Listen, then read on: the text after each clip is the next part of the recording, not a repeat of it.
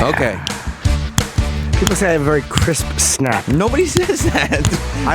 You keep crediting people. I mean, since you got in this morning. Jim walked in and he goes, "Oh, there's a real buzz about me today." I walked in. What are you talking about, man? I did say that. I hear there's a real buzz about me in the building. Nobody's talking about you. Some real positive things are being said. Everybody forgets us. Everybody forgets you. Everybody forgets me. Nobody talks about you. No, nobody's talking about your snapping. Crisp. Tell me you've heard a crisper snap and I'll shut up about it. I'm going to tell you something. Tell me you've heard a crisper snap. It's super crisp, okay? It is. I'm not going to say it's not super crisp because it is really, really crisp. I'm worried that you're on an emotional roller coaster today because right now you're happy about the crisp snap. When you got here, you were happy about all the positive feedback. There's been quite a buzz about me, a positive buzz. Yes. Apparently was saturating the hallways of Sirius XM. Yeah. But in between those two things, you got super pissed off about space. I was not even pissed off. I was just because there's an article. Okay? Jim picked up the article about space. Where is it? It's here. That there are 2,000 planets detected outside the Milky Way. But then he goes 3.8 million light years away. 3.8 billion light years away. What the fuck? Honestly, it did annoy me. Yeah. First of all, that there's over 2,000 that they could detect. Right. How could they not detect them closer? First of all, there's other ones in the Milky Way. You think? Fucking lazy scientists, stop looking so far. So they're not seeing they're seeing. So what do they think? There's fucking us, 8 more, and then 2,000 and 3.8 billion light years? They're trying to see the forest through the trees, not realizing there's a ton of fucking trees that you haven't even looked at. The fuck are they doing? I don't think that's what they're saying at all. Those are the ones they detected, Travis. They're saying... Travis, we gave the article a skim before you brought it in. I agree with Jim. Yes, I gave it what we call the once-over. All they're saying is that for the first time, we've detected planets outside of our solar system. No, I understand that. Not like, hey, we found more in our solar system. No. But I mean, like that's the fact issue. That's what I mean. That they're so far away. Like, you know how many galaxies, like the Andromeda Galaxy. You know, I'm a fan. It's 2 million light years from here. 2 million light years. Androgynous galaxy. If you got there, well, that would also be something to be fair to that. Yeah. But if you went to Andromeda, you hung out. Right. That's 3 billion. That's 3.6. Right. Billion light years closer than this other one. So you're saying we've figured out Andromeda, and now we haven't figured out Andromeda. It's 2 million light years away. We ignore our neighbor. Oh, I see. So you're saying we don't know any... So how do we know Andromeda's there? We just know it's there? The galaxy? It's a galaxy. It's our nearest galaxy. But we don't know any planets in Andromeda. We have not found any planets like this. I see. So you're saying that we've got a whole galaxy called Andromeda that's 2 million light years away. A neighbor. It's a neighbor. It's shade 45. It's right across the way. Fucking shade 45 to our Milky Way. But we're sitting here going like, hey, good news. There's 2,000 planets 3.8 billion light years away. And you're over there going like, how about we spend a little time on Andromeda first? How about we go to shade 45 instead of looking all the way down at Howard Studio? Exactly. That's the best way to do it for people, for the layman who don't know space talk. Right, but understand the layout here. Right, yes. The layout, the architectural design of Sirius XM. 3.8 billion. They can see what quasar. I just think it's going to be very difficult to get to that. This does say, because at first I was like, well, the 2,000 planets, are impressive. They within the 3.8 billion, meaning some? But no, this says scientists say they have detected up to 2,000 planets beyond the Milky Way in a galaxy around 3.8 billion light years away from Earth and ranging in mass sizes from the moon to Jupiter. Do you think that this is the Star Wars galaxy? Because it did say in a galaxy far away, which is... I mean, 3.8 billion... is far, far away. It is, right? It is. Yeah, it's very far away. I don't know. They probably don't exist anymore, the planets. They're seeing the light bend over things. They're probably not existing. What do you mean? They might. Who knows? Why wouldn't they exist anymore? Well, a lot of times things go away after 4 billion years. We might. Shit, because you see the delay. Yeah. Like in Contact, when they start getting stuff about the Olympics from like the... 30s, yeah. Yeah. Fine speech, by the way. But yeah, so I just was bummed out that I realized it was that far, and I just think the scientists are... What are you looking out there for? Look in the Milky Way. Right. There's nothing out there. We can't get out there. We're probably not seeing stuff that's happening right now. No. There's nothing for us out there. What are we doing? 3.8 billion. Even if you saw a building, you'd never get to it. No, you wouldn't. Yeah, you could see a skyscraper. If you saw another Great Wall of China 3.8 billion light years away, it would do us not a lick of good. I happen to know a lot about space travel. You do? Yeah, and I'm a big Andromeda fan, as you know. Any fan of the program knows. No, yeah, I'm a big Andromeda guy. You keep bringing it up. I actually had no idea that you were such a fan.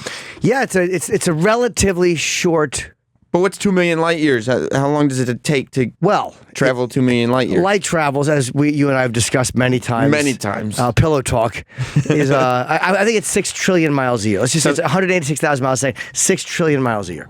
Okay, 6 trillion miles a year. So 2 million times 6 trillion. Rob, quick, do the math. I don't understand how you go from miles to years. I don't understand it. I don't understand. It's very simple. Okay. A light year is how many miles light can travel in a year. How far can go? No, light can travel farther than 1 mile a year. Okay. Yes. Then 1 light year. I don't understand. A light year. How far does light go in a year? It goes 6 trillion. From now until a year from now, it goes 6 trillion miles. There you go. So my prediction of 1 was not scientifically correct? No, but I understand how you came to that conclusion. Wouldn't that be great to come into the think tank and be like, well, I'm going to suggest light travels 1 mile a year. No, it goes much, much quicker than that. Dustin in Atlanta just doesn't know what he's talking about. Dustin, comment. Hey, boys. Hello. Yeah, like most great new discoveries in science, it was discovered by accident. They were using X-ray observatories to study far, far distant galaxies. And other astronomers used that free public data and did their own experiments and analyzed the data, and that's when they determined. Yeah, but Jim is saying, what are you looking all the way out there for? Whatever you're doing, there is nothing out there to look at. Well, they want to see a quasar, I think. Or what's a quasar? A pulsar. You know, it's like one of those old dead stars that kind of spins fast. A quasar? I thought that was what my old TV VCR was. That's probably what it's named after. Yeah, I guess so. That's a good point. I guess so. Yeah. So, yeah, I know what you're saying. Most good things in science, when they're first discovered, they're really useless. There's really no reason to discover it other than Velcro made by NASA. Of course, it was Tang, which is still one of the most popular beverages out there. So you're saying that data was already out there. They just happened to look at the data again and realize what they had. Yeah, that data was several years old, and people around the world just take data that these giant space observatories have, and they pour through it. What a bunch of turds. Just look at your data. Well, you're taking years. They were looking for something else. Yeah, but still, it's there. It's planets. It'd be almost like you listen to this, though. Thank you very much, Dustin. I appreciate it. It's almost like if you listen to the show, say you're listening for humor, and you'll find lots of humor, and you're laughing, and let's just say somebody was guffawing. Yeah. Somebody will go back years later and go, I want to look beyond that, and I want to look for how many times they say the word "and." Or whatever it is. I thought that people were going to go back and search for salient points amongst the laughter. No, but the word "and" maybe. Or something silly. Right. How many times do they say the word "forget"? How many times? Whatever the word is. Right. 7. And then you go 7 times. Why did nobody? Because nobody was looking for that. Nobody was looking for that. That's what everybody was too busy guffawing with the laughter. There's too many LOLs. Yeah, so that's pretty impressive. 3.8 billion light years. That's a fucking. You know how shitty a galaxy looks? 3.8 billion light years away. You know what galaxies look like from that distance? They're like little fucking just dots of light. You can't see them. Yeah. They're all like, they're little misshapen, like that little clump of shit. Those are all galaxies. What clump of shit? Rob, open up that clump of shit. There. Those are all galaxies back there. They're not stars. They're all galaxies. What? Little clumps of shit. So all those clumps of shit are like the Milky Way? Yeah, bigger, some of them. Like all those clumps of shit would have Earth and Mars and Jupiter and Saturn and Uranus and all that stuff? Oh, even more. What? Apparently. And everything's got moons in there too? Yes, they do. What? Well, possibly. We don't know for sure. You know, sometimes when a woman and I are making love, we'll look up and say... we'll say a person. Person. Yeah. And making love. Yeah. See, you can go back and they'll show you the difference between a quasar and a blob and a pulsar. We all know that. You'll do that? Sure. In the middle laughs. Yeah. Oh, okay. Yeah. Look at that. There's a galaxy. There's a quasar. There's a blob. So what's a blob? So a quasar... Okay. A galaxy is where all the planets are. A galaxy is where all the planets and stars and gaseous billows live. Right. And where they all commingle. Yes. Yes, I They see. cohabitat. And a quasar is... I forgot. A quasar, Yes. I think, is a star that's exploded. Or a pulsar is one that spins. Right. 600 times a second, I believe. A star is a star. We know what a star is. Well, you're looking at one. Ugh. Thanks, Rob. That's not funny. Appreciate the show of confidence. Quasar is an active galactic nucleus of a very high luminosity. I liked your definition. It's a super. It does consist of a supermassive black hole surrounded by. I didn't realize that. An accretion disk of gas. Okay. Everything I know about space was on the first episode of the new season of Black Mirror. So I did not realize that's that. as much as I know. I'll let you remind. How brilliant was that episode? The Star Trek episode? Yeah. Awesome. I thought I wasn't going to like it because I don't like Star Trek, and I saw the thumbnail. But then I turned it on. And I was like, it was just unbelievable. I loved it. So basically, I'm guessing, and somebody who with more science knowledge will obviously know. There's not that many people with more science knowledge than you. I'm saying if that guy's listening, is it just a guy down the hall wearing Fedor's sweater? Remember when Fedor Emelianenko came in that awful sweater? Did you point out how awful his sweater was? Nope. Fedor Emelianenko sat in here with a lot of large Russian men surrounding him. You didn't point that out? They're like a gang. Yeah. They really are like a gang. Yeah. But no, I interviewed Roy Jones Jr. yesterday on UFC Unfiltered. He's a Russian citizen, too. Putin made him a Russian citizen. Just because crazy. Putin's a fan? He likes him, yeah. It's the spinning stuff around a galaxy. That's probably why you're seeing that light. So what's a blob? I mean, around in a black hole. What's a blob? Blob, I don't know. I've actually never seen that. I feel like a blob is just some shit that they were just like, I don't know what this is. Why would you? It wasn't me this time. No, but Did you think it, Travis? Yeah, of course I did. And are you happy about it? Yeah. Yeah, I thought so. What is a blob? What is a blob? No, not blob star. A star is different. Yeah. There's a quasar, there's a star, there's a galaxy, and there's a blob. And to the untrained eye like mine, we think that they're all just, look at all those stars, but that's not true. Some of them are blobs. Yeah, I don't know. A giant green space blob called the Lyman Alpha blob is seen in the... I don't care where. Delicious. It's 300,000 light years away. See, that's a nice, easy distance. 300,000 light years away. Yeah. So that's like... 6 trillion times 300,000. Let me get my phone out. If you don't know that, you shouldn't be talking space. 6,300,000,000. I mean, I'm not even going to bother, but that's like 12,000 trillion. 18. Okay, 18,000 trillion. I used to do a joke in It's my a act. little early. I used to do a joke in my act Carry the 4. Forgot that. about light years and how far they were. And how, like, imagine traveling 1 million light years. I mean, after like 3 or 4 light years, I'd run out of things to say with the person I was with. It was not a home run. How long did you try that one for? I had faith in it, but it just never went anywhere. It didn't pan out? No, I was probably too... Sometimes conceptually you have an idea that you're just too immature as a comic to... Like, I was new. I was, Yeah. my first 3 or 4 years or 5 years, whatever, as a comedian. And, like, I knew there was something there. I mean, like, now I obviously don't have it either, but I just dropped the concept in fucking 1994. No, you were on the right path to drop the concept then. Yeah, but I think there was something there about driving in space and how far I would go. So you've been interested in A space. space head. You've been a bit of a space head for that long? Like you've always just liked space? Yeah. Sometimes I'll, when I'm driving with a person, I'll just pull over in a dark road. I'll look up and I'll go, what do you think's going on up there? I'll turn the car off. Then just choke the person to death. Strangle the mother. I'll just put a scarf around their neck and choke the mother giving me an answer.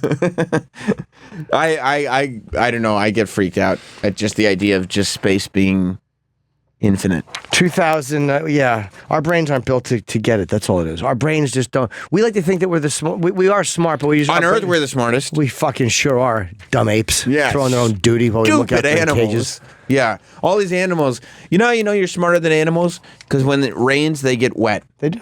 We built roofs. Hey, look at the animal. What are you doing? I'm just sleeping in the rain. What are you doing? Yeah. I'm going to sleep in my bed under this roof. Then again, they're not that dumb. They always do try to come in.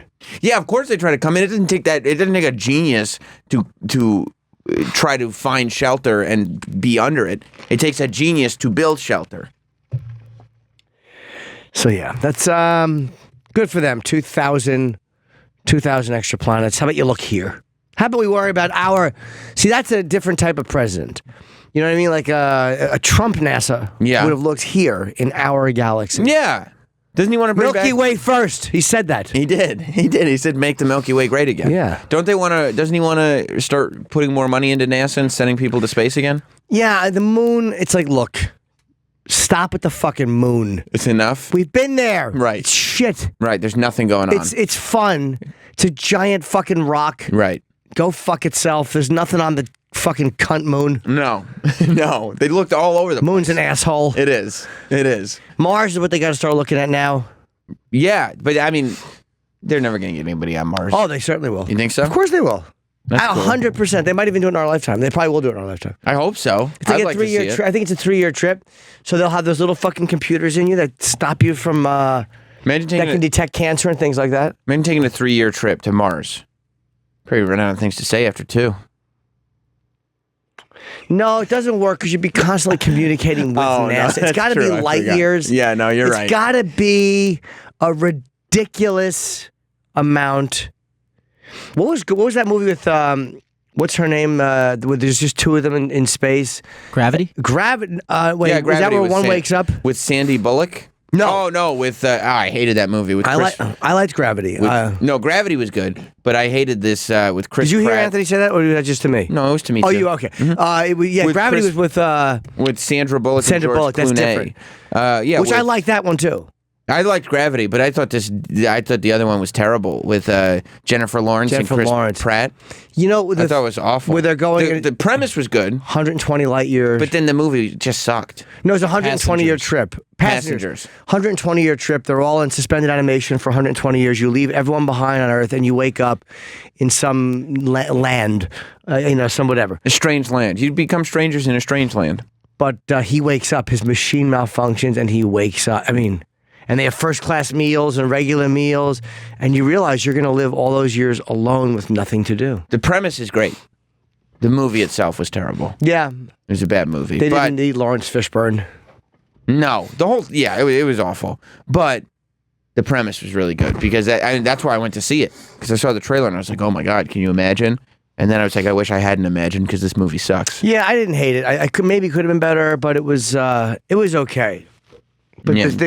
it was genius. The idea of it. The idea is genius. You just go to sleep for 120 years and you wake up, You wake up after like 4. and everyone you know is dead. Though that's kind of suck. Yeah, because there's no turning back. There's no, yeah. Yeah, I thought it was interesting. The little email joke they had. What was the email joke? Your email will reach there in 30 years or whatever. Oh, yeah. Yeah. Whatever. Did you, Dude, please. Rob, did you hear that? Yes. You know that wasn't me, right? Yeah. Anthony, you didn't have your microphone on in there, did you? No, I didn't. Okay, I know who it was then. Me too. It's Jim. Yep. Did you, speaking of people making friends, this Steve Wynn likes to make himself a friend, doesn't he? Steve Wynn, he behaves the way most men would behave if they owned a casino. You think so? Yeah. He's, wow, is he in big trouble, man? Huge trouble. And I never heard a word about Steve Wynn. All you did is, when you go to Vegas, I'll say this. He's got the Wynn Hotel, and it's gorgeous, and I've gone in there for brunch, and it's an amazing place. And his name has just been, you never heard a bad word about this guy. I heard nothing about Steve Wynn other than he owned Vegas. I guess I never heard anything about him in general. Yeah, But 77 years old. Yeah, and it's all coming out. There's been stuff for like a couple weeks, just like trickling out of Steve Wynn being like just sexually. I don't know if sexual assault or misconduct. I don't know what word you would use. I think misconduct. I don't know if he's being accused of assaulting people or just. I know that he had to pay $7.5 million for some. I guess he was doing as the boss of a casino. He's doing some hardcore stuff apparently. You don't know what it was though. No, it was something to do with the manicurist. Like he pressured her into fucking him. And when you're the head of the casino, I guess I don't know if she worked for the casino. Maybe she was afraid of getting fired. I don't know. But there's this new article today that says the creepy casino tycoon Steve Wynn allegedly pressured a grandma working in one of his casinos into having sex, saying, quote, he had never had a grandmother before and wanted to see how it feels. See, it's a little. Unfortunately, She was in her 50s. I was hoping when I read this article that this is like an 80-year-old woman. Yeah, he was like, he's 6 years older than her, so he was probably 57. She was probably 51. But he was probably used to dating much younger. She had 8 kids, yeah. She was a single mom, and she had a grandkid. And she said this, I did it willingly because I felt like I had to. Now, I don't know if he knew she didn't want to do it, or when he, when you're that powerful, do you really think that they all just want to fuck you? Maybe you... Like, do you become delusional to thinking, like... Hey, come here, Granny. And she's like, okay. Like, the head of the casino wants to fuck me. Like, are you delusional into thinking that they all just are into you? There probably is a bit of delusion. Yeah. I don't think that you're in your right mind and think to... I mean, maybe some people get off on that, but I feel like it's like those Subway rubbers. Like, in their heads, they delude themselves into thinking that the women that they're rubbing themselves on like it. Yeah. And the minute a woman says... Stop, I don't like this, they like freak out because it completely ruins their delusion. You're like, what? Yeah. So maybe there's something like that to this. I don't think it's an excuse, but it could be, because I just don't understand the idea of knowing that somebody truly doesn't want to do this and not getting off on it. Yeah, it's so... But I don't know, I guess people do it. It says the woman who's now 71... was working at a waitress at the Mirage and was a single mom of 8 who just welcomed her first grandchild in the late 80s when Wynn allegedly slept with her and sexually harassed her for around a year. The grandmother told Wynn, you have so many new and young girls to choose from, and having sex with you makes me feel terrible, the grandmother told Wynn and a colleague. I don't like that quote, because this woman is like, trying to get all the young girls, just throw the young girls under the bus. Like, in an effort to escape having sex with Steve Wynn, she's trying to convince Steve Wynn Fuck them. to have sex with the young girls, who also don't want to have sex with Steve Wynn. That's not a good thing to do either. And somebody's saying this. I had heard something about this story, and I don't know how true it is, but I remember hearing something similar to this. He's a very powerful guy, I guess, to the point. Tom, yes. Hello? Hey, Tom, yes. Hello, Tom. Queens. Hey, what's up, guys? Hey, buddy. Yeah, years ago, Steve Wynn's daughter was kidnapped, and the kidnappers all wound up dead. How old was his daughter? I vaguely remember hearing that. Can you look it up, Rob, that his daughter got kidnapped? She was, was the daughter of a mogul. Kidnappers photographed her in underwear and threatened to distribute the pictures nationally. If her father... That's all her name... Kevin Wynn, is that her name? Is that right or wrong? Her name is Kevin, or is that a mistake? Kevin! I never heard. That's what the article says. I tend to think her name wasn't Kevin, but... No. They're saying... Kevin Wynn is generally a man's name. That's what I'm saying, but the name is in the article as Kevin Wynn. It says... Kevin Wynn. She said she was grabbed in the kitchen by 2 masked men, posed and photographed with a tall assailant who she could not see. And this is when she was an adult. Yeah, the shorter one said, you're my insurance. I thought I'd take off my clothes. I'd be raped. She said, please don't hurt me. Please don't hurt me. I was shaking. She was pregnant. They apparently did not rape her. These 2 guys, they were charged with extortion and money laundering. I guess that did they kidnap her or just photograph her and leave? Why would they photograph her and leave? I don't know. Did they take her somewhere? But in federal court, I can't read it. No, the other way, buddy. Thank you. Do you know the story? Did they actually kidnap her? What did they call it kidnapping just because they held her against her will right there? Did they take her out of the place and hold her for a ransom or just the pictures? I believe they took her. Oh, I believe that they took her. I would imagine. Yeah, you're probably right. So how did they wind up dead? They were charged with something in jail. Yeah, no. I recall them getting killed. Like, all right, we'll look Steve that Wynn's up. influence got them killed. Whether they were killed in prison or not, I don't know. We'll look that up. Thank you, man. All right, take it easy. All right, did he pay the ransom? He might have. I don't know. I have no idea. Let's see what year that was. Kidnapper. Oh, this was more than 20 years ago. That was like 93. Ray Marion Cuddy was convicted of kidnapping the daughter of Steve Mogul. He's still in jail. Of Steve Wynn. Now at 69, he's the former circus performer and health club manager, back in Vegas, presumably at a federal halfway house. While this is 2015, so he was not killed. He was not killed. He just went to jail, and then he got out of jail. So is he still alive? Is he dead now? Since 2015. Yeah, you never know. Maybe they. But apparently that's not true. No, it doesn't seem to be accurate at all. So, Tom, if that was your name on the 1994. phone, you were wrong. They are a conspiracy to kidnap Wynn's daughter. Wow. Yeah, I guess that's one of those. That's a money grab, and they didn't. It's a good thing they didn't rape her or anything. But that's still creepy to make you fucking strip down your underwear. The woman is saying that Steve Wynn did not force her to go to his room or to have sex with her. Or he got a blowjob the first time. Do all that stuff, yeah. But that she felt uncomfortable the whole time. It was one of those things. And I mean, yeah. I buy her story 100%. Yeah, I mean, maybe he didn't know. And again, but maybe at that point you just think that, hey, she wants to suck my dick. But we've all been deluded. This is back to the work thing, though. Yeah, when you're the head of the casino. But a lot of that's changed over recent years, too. Like the thinking on that. Like absolute harassment or grabbing your secretary's ass has been frowned on for years. Mm-hmm. But one of those things where like, hey, you want to go out, honey? You want to, like, that recently that's been frowned on, like, there's the power dynamic, but that wasn't always looked at that way. Yeah, I think it's been recently frowned on because people have figured out that we probably should have been frowning on it then. Maybe, yeah. I mean, when you're the head of a casino back then, that's just a different world than we live in, and maybe it shouldn't be, but I mean, it always was. Yeah, I think Steve Wynn is gonna have not a great last chapter of his life.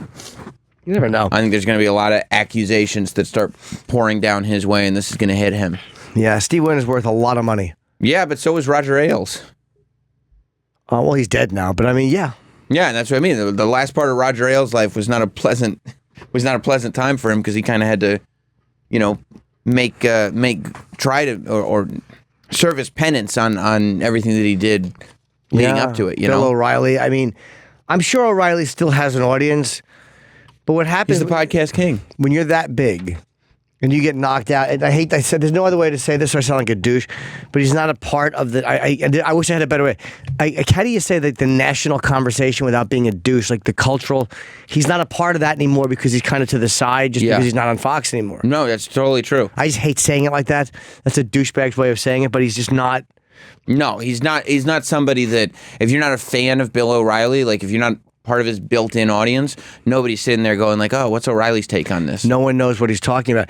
It's a fraction of the people that would have watched him on cable that would just like scroll around and turn it on and be like, oh man, what's O'Reilly saying? Now nobody cares. But I'll tell you who's the Las Vegas Review-Journal killed a story in '98 about the Wynn misconduct claims. Yes. That's 20 years ago. I don't know why they said they reviewed it and they couldn't get corroboration.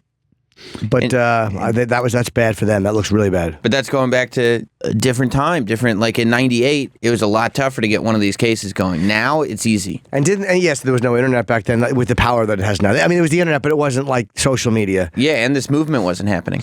And also, didn't Weinstein's story get killed by the Times at one point, like years ago? So I think NBC killed it. I think Ronan Farrow went to them first. No, I mean before this version. Oh, yeah. I thought a couple years ago the Times had something. A lot of times the press kills. They kill stories. I think, yeah, that's true. That they go like, they look at something and they go, this could be dangerous. And we don't have a tidal wave of evidence. Support, behind it.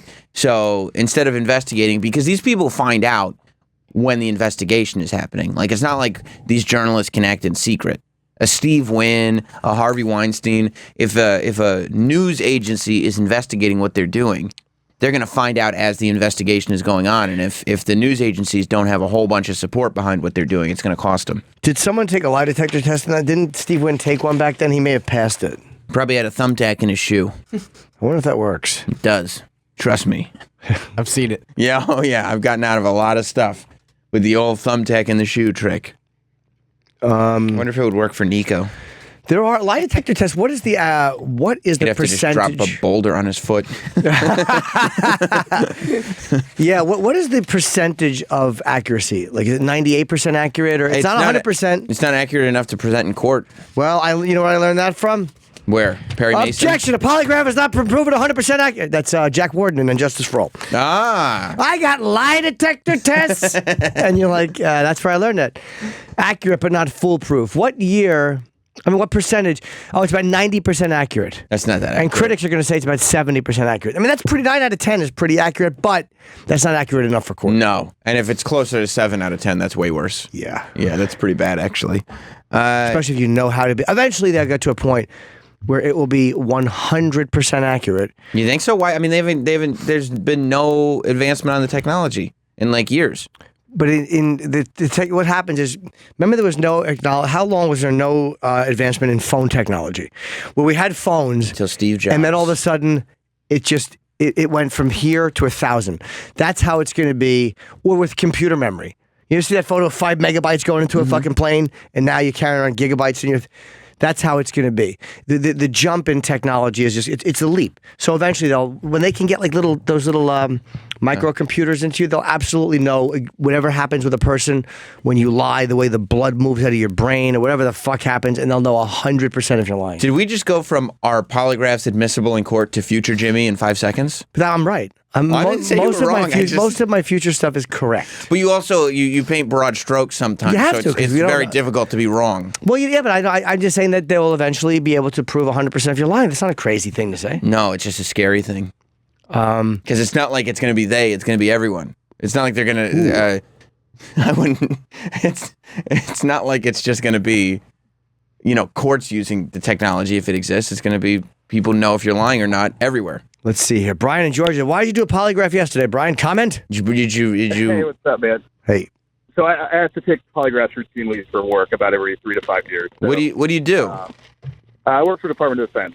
Oh, and what do you have to do? Like if you are giving out information or if anyone's approached you, all that stuff? Yeah, just foreign contacts, things like that. You ever sneak out secret data on a little SD card inside of a Rubik's Cube? No, unfortunately not at this point. Maybe in the future, though. We'll see. Maybe. So is it nerve-wracking, or do you know are you ever afraid, because a lie detector test would scare me simply because, what if my body reacts weird and it says I'm lying? I guess that would be inconclusive. But what if you're telling the truth and it says you're lying? Yeah, so, without going into specifics of the question, so the process is pretty reliable. You know what the question is prior to them asking it to you, so it's not like they surprise you with a question and you get caught off guard. So they're able to measure your response to truthful things, something like, are the lights on in this room? You answer yes or no, and they can tell you to answer it honestly or dishonestly, and then they sort of gauge your physical reaction to that. It's still subjective because there's a guy that grades your scores essentially. So, he's looking at your reactions and he determines based on his training if you're telling the truth or not. So that's why. Yeah, because it's all those waves on the chart, right? Yeah, absolutely. But there's finger pads, so it measures your sweat level, your respiratory level, your heart rate, blood pressure, all that stuff. So during the thing, is it nerve-wracking? Even though I've done these several times and I know what they're going to ask and I don't do any of the things, so I have no reason to lie about it, it's still a little bit nerve-wracking, so you feel like, I think I fucked that up. Yeah. But the results still come back that I was being truthful, which I was. So I have to believe it's relatively accurate. But yeah, I just wanted to give you guys some insight on that. Thanks, Brian. If you tie a rubber band around your testicles and just start snapping them, you're going to come during the test. Oh, is that what happens? I feel like they won't be able to tell if you're lying because you'll be too busy worrying about how much your testicles hurt. Thumbtack in your shoe. That's what they say. Because in every answer, you just step on it? Yeah, because then you're just thinking about the thumbtack. Your goddamn toe hurts. So every answer is the same, though? But right. They may read that if every answer is the same, unless you... Here's how you do it. Yeah. When you're telling the truth, right? Are the lights on, you step on it. Are you wearing a blue sweater? You step on it because those are true. And then when it's not, you don't step on it. So you give yourself a little pain during the truth. So this way, if you're lying, you step on it, it will read the same as the truth because you'll be reading the pain thing. I'm guessing that's how it works. So if you're lying, you don't step on the thumbtack? Right. Why? Say that, okay. Because then those questions you would still have, when you looked at the chart, wouldn't there be a difference? No. Let's just say every time you're telling the truth, you step on the tack. Yeah. And it gives you a reaction. When you're lying and you want them to think you're telling the truth, you step on it too. Right. Right, you step on it every time. Wait, what am I saying? You want every answer to be true, so you step on the tack every time. But they also tell you to lie. So when they say, okay, they lie, do? he just said they tell you to give a dishonest answer. Oh, then you don't step on the That's tack. what I'm saying, yeah. Yes. Because then they want to judge your reaction. Because there's nothing to judge it against. They'll have no way of knowing. True. So they'll say, hey, are you wearing 2 shirts? And you'd say, yes, that's the truth. Right. Is Rob wearing a dress? You'd say, yes. Well, no, that's I wish. It's not really. Oh, I see. So it's not what's going on in your mind's eye. So the truth would be no. So when you're lying, and then they're like, "Did you tack. steal information?" And then you step on the tack and you go, "Ouch, no." Yeah, ow, tack on my shoe. Sorry, sorry. Yeah, sorry, tack on my shoe. Ow. Yeah. Subject said, "Ouch," before every answer. Mike is saying, what's it depend on, Mike? It's always dependent upon the human who's being tested, so it'll never be more accurate. Because just like what you're saying about step on the thumbtack, when you're telling a truthful answer to give a false reading, there are people out there who, on the flip side, can remain calm while they are lying. Sociopaths. Yeah, or even not even sociopaths, just people who have the ability to say, okay, I know what this is, I know what it's about, and I'm cool. I just know that as long as I can stay relaxed, it's not an issue. That's right. The Fonz would do well. Hey! It's confidence, but that's also why a guy like Steve Wynn would probably throw the thing off anyway, because he's a guy who's so confident in what he does every day. It probably there's no distinction for him between bullshitting and telling the truth. And the delusion too. Like if you're delusional about something and you don't realize that you're lying, you probably won't have the reaction that a liar would have. Thank you very much, buddy. Appreciate it, Mike. Hey, Sam and I were joking before the show. Can you just do me a favor, Rob? At one point, 'cause I just saw it on TV, can you bring up Mike Pence's tweet about the Indianapolis Colts player who was killed and Trump's tweet about it? Yeah. We were joking about that before. I just happened to see it over your shoulder. There was an Indianapolis Colts player, just to digress for 1 second. He was killed, and the guy driving was an illegal... No. He was in an Uber. The guy driving was just an Uber driver. They pulled over because he got sick in the car, and then an illegal came and hit Right, that's what I'm saying. The guy driving... not the guy... Not the guy driving the Uber. No. The guy driving... Another guy was Another illegal guy and he hit driving killed him. Yeah. Weren't there 2 players killed or 1? No. Just one. It was a player and the Uber driver. Oh, the Uber driver was killed too. Who got sick? The player. Oh, he was... So if he didn't He was in the back seat. If he didn't pull over, he'd be alive. He was like, "Oh, could you pull over? I'm going to puke." And the guy was like, "Okay, let's pull over." And then this illegal drunk guy... Illegal alien drove through. Right. So Hit wait a minute. them. What was the immigrant... Was the illegal... Was he not the Uber driver? Was the other guy? Correct. Yeah, that's what I thought. Okay. I'm saying the guy driving the other... who killed him was an illegal immigrant. Correct. And... Sam likes to call them undocumented. Yeah. Undocumented people. And what did Mike Pence tweet about it? He tweeted, "God damn, I told you about the illegals." I believe is what I maybe. What did I say? What I tell you about these illegals? I'm paraphrasing. But no, we were talking yesterday about... we were just talking before the show, and I don't like Mike Pence at all. I actually despise him. But I thought it was a dignified tweet for the vice president to send. Well, it was what was once a typical tweet, right? Like now, there was a time when this wouldn't even gauge our attention at all. That this specific tweet, not the crime, but this tweet was sort of a, mundane I have it. thing. Thank you. Travis, can you read it? What did it say, Travis? Since Rob can't find it. He's very bad terrible at this, job. Rob. It's awful. He's doing horrible today. I got it. On my way to Alaska. Too late. No, you don't. No, you don't. What are you definitely talking not. What are you doing, Okay, Rob? all right, wait. Hang on. Rob, you Rob's read it. got Rob, Rob's read it. got it. sorry. Rob's got it. Rob, read it. Rob, read it. I apologize. No, You read do- the tweet, You actually Rob. do have it. Go back. Rob, go back. right, You had the all tweet. You do have it. Oh, damn it. Okay, go back and read the tweet. Where is it? You have it. Hey, you had it. Go back. Go back. Is he You got it. panicking? He's panicking. He said he Come had on, it. you though. got it, Rob. going. You There just you had go. it. There's the link. Okay, I wait. left today's Colt. This is from. No. Just Read read it. it. This is from yesterday. I left today's Colts game because POTUS and I will not dignify any event that disrespects our soldiers, our flag, or our national anthem. So did it seem at all inappropriate that he tweeted that when one of the Colts players had died? Also, the fact that the Colts did not play yesterday. As a matter of fact, season's over. There was Super Bowl was Sunday, so the Colts did not play. Travis, you're more of a football guy. Do the Colts have a game the Monday after the Do Super they play Bowl? an extra game? No, not that I know of. Okay. No. Wait, what was I the could date be on wrong that? though. I could be wrong. What was the date on that? That was October 2017. Okay, we have it here. On my way to Alaska. Look, by the way, Anthony, he's having the time of his life in there. He's just got his arms folded like, Sure. yeah, that's what happens when Rob gets in there. YOTL.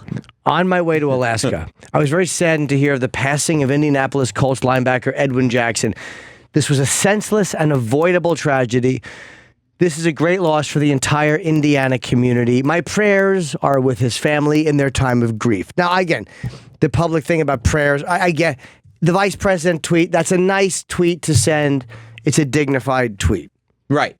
And he's talking about it was a senseless and avoidable, because the bigger picture there is that a guy was drunk driving. And, well... And the fact that he was illegal is avoidable.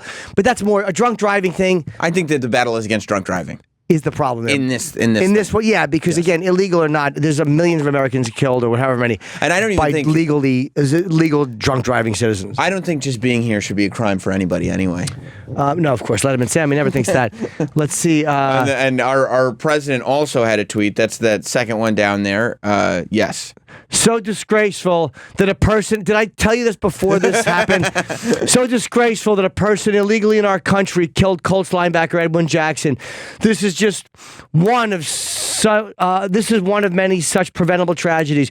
We must get the Dems to get tough on the border and with illegal immigration fast. Okay. So at least he's not politicizing the tragedy. Now, and then he sent something, my prayers and best wishes are with the family of Edwin Jackson, a wonderful young man whose life was so senselessly taken. But that was an aside. That was an aside. Yeah. I like how he throws Colts in there like they're going to retweet it. Right, go Colts. Yeah, exactly. But just tag Colts. He wants the organization to see it in case he gets those RTs. But we were joking before. We were. And I said, wait till you see it. Mine was a little different than that, but I'm like, it's just going to be... It's almost identical, to tell you the truth. It's going to be not a dignified tweet. The spirit was exactly the same. And I don't hate Trump at all. No. But it's like, his Twitter fucking sucks. Yeah. Yeah, it was... I'm not looking for phony emotion, but like, if you're going to tweet, at least have a way of saying it. You can't... We know what you mean when you say senseless. Yes. You don't have to write Dems in a tweet about the guy's death. Dems. Come on. I mean, Donald, you got to do better than that. What the fuck? It's the definition of politicizing a tragedy to your own gain. Yes. Like he's just seeing it, and his initial response is to tweet something out that strengthens his political argument against whatever it is. But yeah, and there was at one point. The tweet that the vice president sent out would have been, and at one point, I mean like 2 years ago, would have been just like, that's a typical president statement to make. Well, yeah, look what he leads with. The Colts player being killed. Look what Trump leads with. Right. Disgraceful that an illegal immigrant... Right. The story here is the illegal immigrant, not the fact that a Colts player is dead. His Twitter really stinks, and it's unfortunate because I like the fact that he speaks his mind. Like I like the fact that he's not smooth, like I'm willing to accept the fact that he's fucking choppy and he's gonna say shit not always right. Like I'm fine with that. It's kind of nice. Yeah, I don't need a fucking smooth politics. It's human. It gets to a point where it's like, Jesus Christ, dude. We can't go all the way to the other end of the spectrum. Yeah, don't be that fucked up. Like Yeah, at some point, and I mean, it's the same thing you say, or that I would say about the people who try to, who are so against Trump that they're like going out of their way to make him look bad when they could just let Trump do it himself. Like all the president has to do is tweet out that this thing happened, and everybody will get what's going on. If you just tweet the information out, it strengthens whatever argument you want it to strengthen just right there. We're thinking about this Colts player who died and you sent out a news article or whatever it is, right? You don't have to bluntly put, here's the problem. The Dems got to get on it fast. Okay. Rob in Oklahoma, I'm not sure what you're saying. The guy that killed was also deported twice. The guy that was killed with the player or the guy that killed him? No, the guy that killed both those guys has been deported twice. This is his third time in America illegally. I think he was Guatemalan. And I have no problem with that being pointed out. No. I have no problem with guys that have committed crimes who are illegal being fucking booted. I'm just saying the way he worded the tweet, it's like, oh, Jesus, come on. Yeah, I don't agree with the way he worded that either. I mean, stupid. He's the most unethical president I've ever seen in my life. I've only been alive 31 years. But, I mean, we do got to do something about people coming over here illegally. Agree. I mean, I'm from Oklahoma, and we had a former sportscaster. He was killed in a car accident by a guy that had been deported twice. And I mean, we got to do something about the people coming over here illegally. If you want to come over here legally and be a citizen like everybody else. Yeah, I agree. It makes it really. Thank you, Rob. It makes it really, really difficult to swallow because clearly the overarching problem here is drunk driving. The same way, when they were doing the State of the Union address, the overarching problem was gangs, not illegals in gangs. But when you realize that this is a person that shouldn't even have been in the country, when you realize this is a person that should have been deported, you go, yes, overall, this could be avoided if people would stop drinking and driving, but this one should have been avoided. Like, this one shouldn't have happened because that guy shouldn't have been here. Yeah. Yeah. And that makes it much more frustrating. Yeah, I'm sure it's very frustrating. Somebody you love was killed. And yes, Paul in Texas. What's up, Paul? Yeah, the person that was killed, the Colt player, was actually one of the people who did not stand for the flag. Oh, then fuck him. Oh, was he really? Yep, you can check it out for yourself. I mean, what difference does that make? I think he's just pointing it out. Like, are you saying anything for it or just pointing it out? Well, why? I mean, why point it out? What purpose does it serve? Maybe the irony of Trump tweeting that he was a wonderful young man when, like, 2 weeks ago, he would have been bashing him, saying you should be fired. Maybe maybe President Trump knows about that and pointed it out so everybody else in America could realize it's called karma.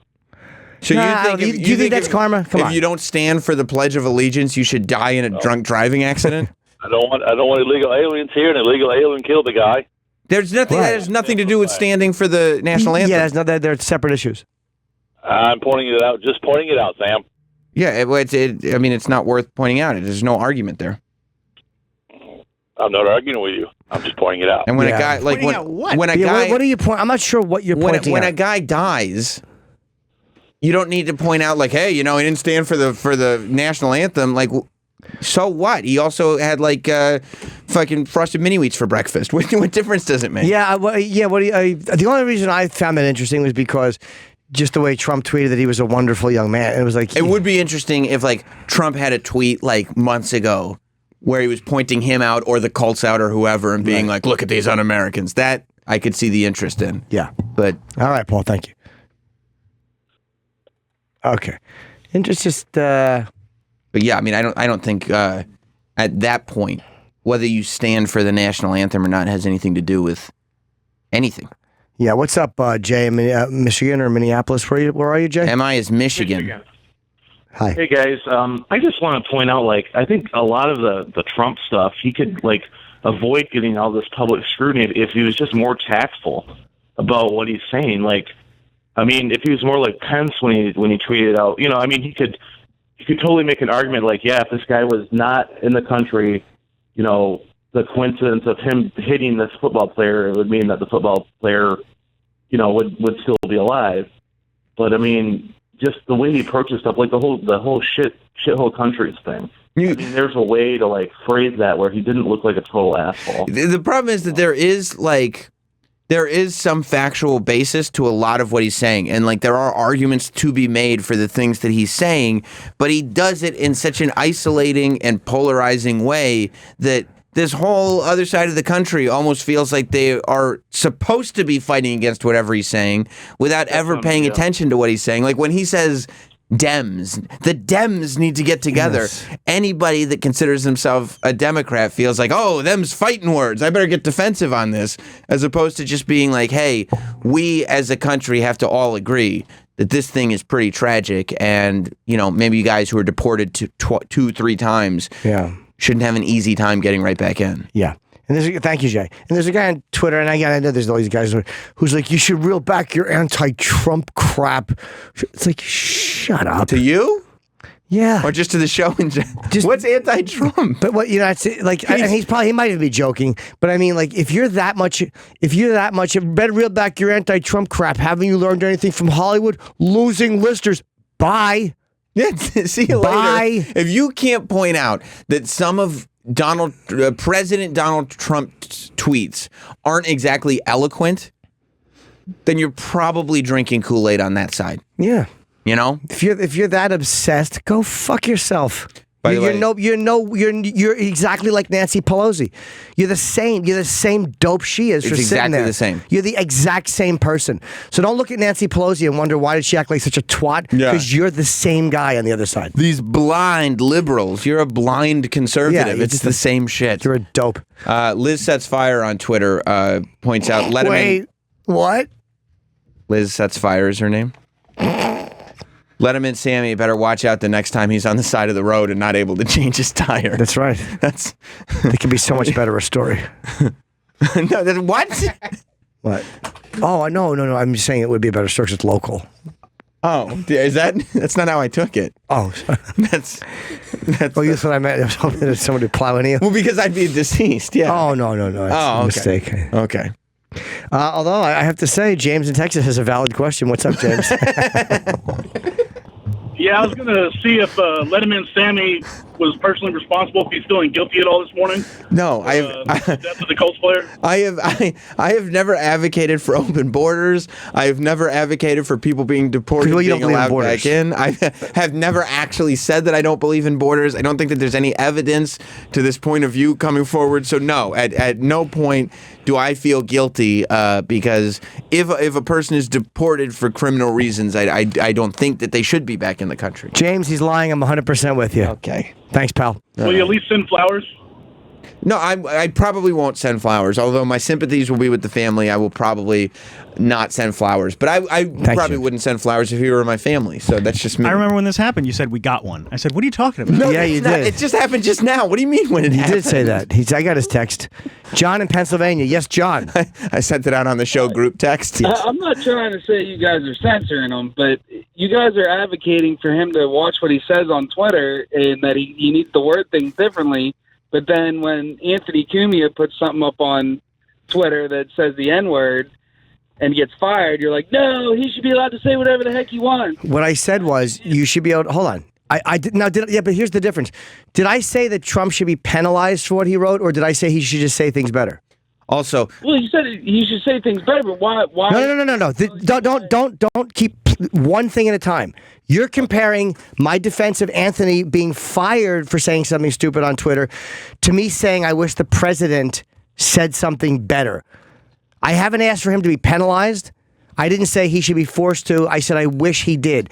You're confusing two. You're taking two separate things I've said and you're making it look like it's one argument. It's not.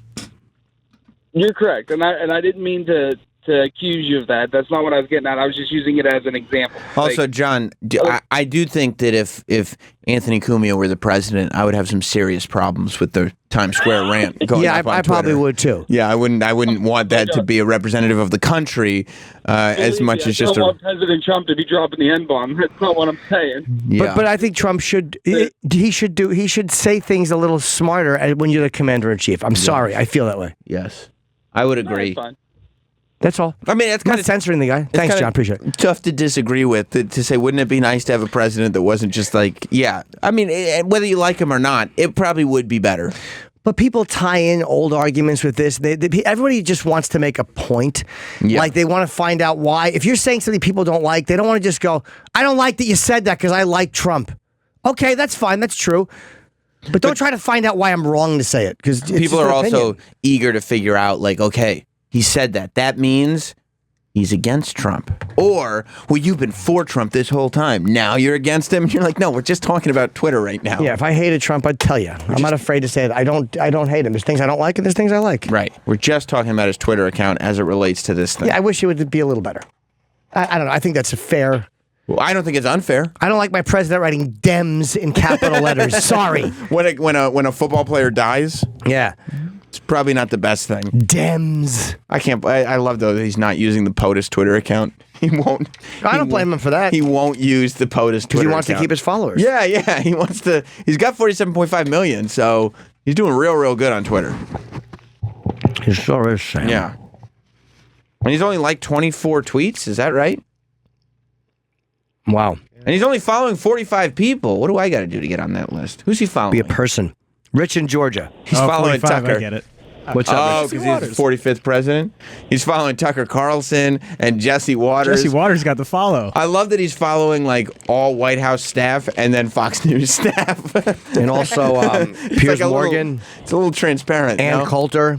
Okay. Yes, what's up, Rich?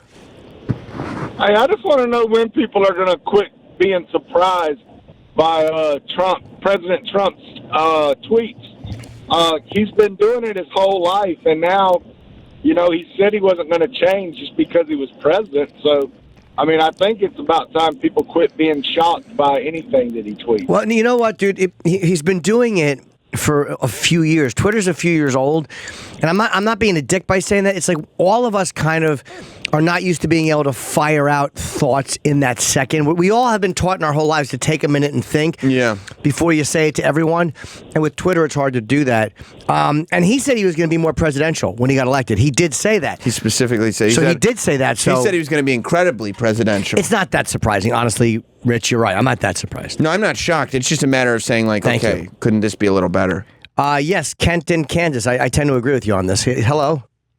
Yeah, thank you for taking my call, first of all. Good morning, boys. What up? What up, cuz? Yeah, thanks. Well, wonderful. Hey, I just don't feel like Trump gets any credit whatsoever. He's not the one coming out saying that, hey, this guy kneeled for the anthem and fuck him, look, this is what you get. He is exposing some sort of sympathy toward him, and let's face it, his whole policy is let's close up the fucking borders. And instead of us noting anything at all that he said, all we're pointing out is that he used the word fucking downs and caps lock the word fast. But we've also... Look, I don't think... Sorry. Go ahead, go ahead, buddy. I can finish up your sentence. I just think that instead of us, we don't give him a chance at all. Immediately, he's an asshole. He's a dickhead. He wants to. He's a racist. And here he is saying, "Hey, here's a guy who kneeled for the anthem." He's not the one pointing that out. It's right. the caller 5 callers ago saying that shit. Sure. He's saying this is a wonderful person and this sucks and this proves my point. I'm not a fucking Trump guy, but I just think he gets no break whatsoever. The immediate response is fuck Trump. And we're not saying that. I'm not saying fuck You're Trump. not. I can only speak for myself. And I've defended a lot of. You know how many people have gotten mad at me because I don't kill Trump? I've just defended him. Like, you know, I mean, say kill. I mean verbally. People are mad at me like, you should have. You know, why are you kissing Trump's hair? It's like I try to look at it. I just didn't like that tweet. It annoyed me. Jimmy, you're not. And Sam, I'm not a Sam hater. I want to be sometimes. But your immediate reaction to that caller was, oh, what's the difference? Does it make if you ate frosted mini wheats? What the fuck are you talking about? That is not the conversation whatsoever. The point that the guy kneeled is a point because Trump's not the one coming out saying, you kneeled, fuck you deserve to die. Well, yeah, we know that. We kind of know that he didn't say that. And it was a non-point anyway because Trump is still, just because he's not politicizing it on that issue, he's still politicizing it. Like he's still using this to get a point across on an issue that he wants to get a point across. How could Trump come out on top on this is what I'm asking you. What did you want him to do? Send out a tweet saying, thoughts and prayers to the Colts and their players? I mean, I think that point was made. He could have done, Mike Pence had a great tweet about it. Say something positive about Trump, Sam. One thing positive about Trump. Well, he did. He is the only president to have taken Stone Cold. Point proven right there. Fuck off. I mean, I was literally saying something, Kent. Kent hung up. Yeah. I think Kent had a. But yeah, people want to make it look like it's an anti-Trump thing. But no, it's just literally. And it's a dumb tweet. Exactly. And he politicized it. You know what I mean? It's not anybody. When Obama would politicize things, it would be annoying. Yeah, like there's a way to do it a little more subtly. Right. Like Mike Pence did. So disgraceful that a person illegally in our country killed. You know, how about you put something like Pence said this was senseless and avoidable. Maybe you could put this was avoidable on so many levels. We know what you mean. Right. Right, exactly. That's what I'm saying. That if you put this out there and talk about it being avoidable, people will be able to pick up what you're putting down. Or you want to mention that the guy's illegal because you want to speak honestly, but just there's a way to do it. I just think there's a way to say it where you come off better. That's just my opinion. Do you think... But I think Kent's right. That he doesn't get Trump never gets credit for anything that he does. The economy is fucking phenomenal right now. I mean, they just took a huge hit, but I mean, it's been pretty good. The economy was phenomenal last week. Yeah, but it'll come back up. It happens. These things happen. It goes down, it goes up. It's going to be fine. No, it will be Sirius fine. was up. Okay, Sirius was up to $6.16. Well, yeah, I mean, it's been doing great. Fucking amazing. But I'm going to give Scott a hand job when I see him. But you can't. But I mean, but that's the same point. Like you can't. Because I would fully give Trump credit for the stock market being up, but now the stock market's down. But when it takes a dip, when it's been really good, I know it's not a dip; it's a crash. It'll come back. This is not the 2008 crash.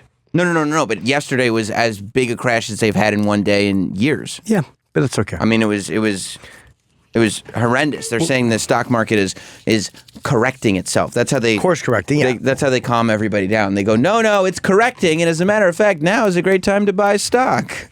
It probably is. I'm sure it is because everything's low. Let me see how much I can get a bunch of Apple for. Hold on, let's check out what Apple's going for. You're gonna get a bunch of Apple? Yeah, I'm gonna grab me a few million Apple shares. How much? It dropped, but it's not dropped that much. I guess if you're spending millions of dollars, Facebook is 181. Wow. Yeah. Well, I mean, pretty good. It's the largest point decline ever. Yeah. That it dropped. But it had also gone up so much. Well, that's what they're saying. That's what they're saying. The Dow closed the day down 4.6%. The border S&P 500 also plunged 4%, shredding 113 points, while the NASDAQ closed down 3.8%. Now, what is this guy saying? Brendan, yes. If as the market, like whoever's the president, gets credit for the market going up and gets blamed for the market going down. Yes, Brendan Long Island, what's up? Hey guys, how you doing? Hello. Usually when a president gets elected, the first few months the market it roars, and then usually it settles back down. But this tank that it's going through, it's a little scary. It's when someone loses about $40,000 in a month in stocks, it hurts a little bit.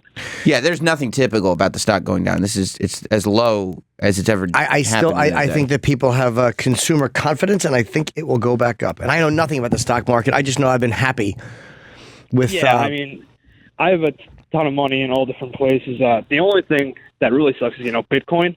Dude, is that even worse than it was? Oh my God, is it terrible? What is it now? And here's what got out before it got bad. Oh, it's horrible. Here's what's great about Bitcoin is you would think that the Dow. Thank you, Brendan, very much. You would think that the Dow going down, the most it's ever gone down in one day. You would think that that would make people feel confident in Bitcoin because the philosophy behind Bitcoin goes with that. This is unstable and not dependable, whereas Bitcoin is. But nobody actually believes in Bitcoin. That's how you know it's not. The Bitcoin is not going to pan out. Cryptocurrency is not going to pan out because people don't believe in it. It is now at $7,000. It was 20. It was 20. It was $19,000 a month and a half Maybe ago. not this one, but the problem I think with it is, does it have anything to do with the economy, or is they worried about Asian markets regulating it? Is there another reason Bitcoin fell because they're worried about like South Korea and China regulating it? That might have nothing to do with this. It does have something to do with this because it dropped huge yesterday. Oh, it did. Okay. And the fad's dying out. I mean, it was a fad. It was something that was in the news a lot a month ago, and so it went up, and now the fad's dying out. But that's what it is. Will it go back up? No, it's not going to happen. Bitcoin's done ski. People want a government backing their currency. They just do. It's what we're used to. I understand that. That's why I have money in stock. I have always had money, but I take most of my money when I'm having like because I'm touring, so I'm doing good this year, into the mortgage. Yeah. Fucking pay the mortgage. Yeah. This way, if I ever get fired from this job or whatever, like I literally think of, hey, you never know what the company's going to do. They may go, hey, we want you guys out. We want to put fucking, we want to put Muzak in the morning. Elevator fucking music. Like, I never want to have this job. Like, I love having it. But, like, I never want to go, oh, my God, I'm not going to eat if I don't have this. Or my fucking apartment's going to get taken.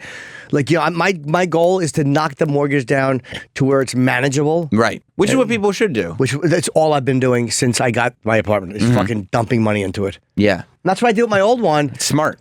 Because this way, when the fucking market shit the bed in 2008, I lost money, but most of my money, no. 80% of my money had gone into my apartment. And you're in New York. You're going to make your money back on your apartment. Yeah, I did. I made a little bit more. Right. And you're living rent-free except for your monthly. What point being, yes, the market is fucking scary, and you can have money there, but pay off your shit.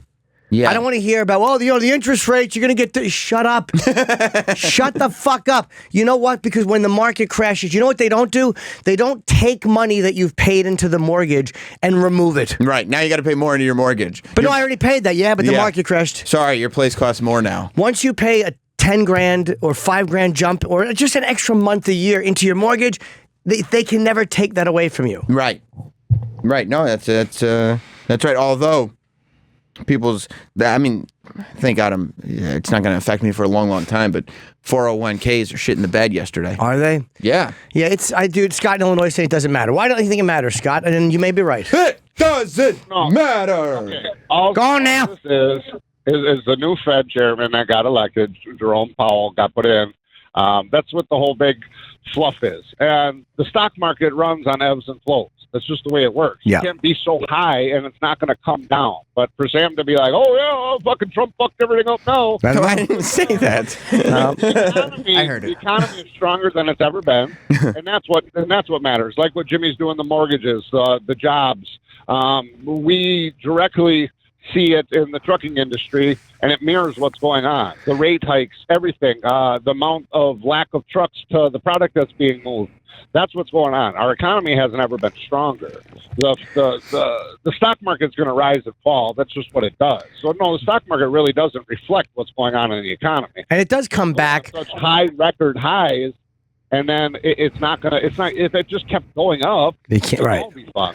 Well, yeah, it's one of those things where it's going to drop. So now that when I get like a thing where I have this stupid app and I just list some of the stocks I have and now they're all red.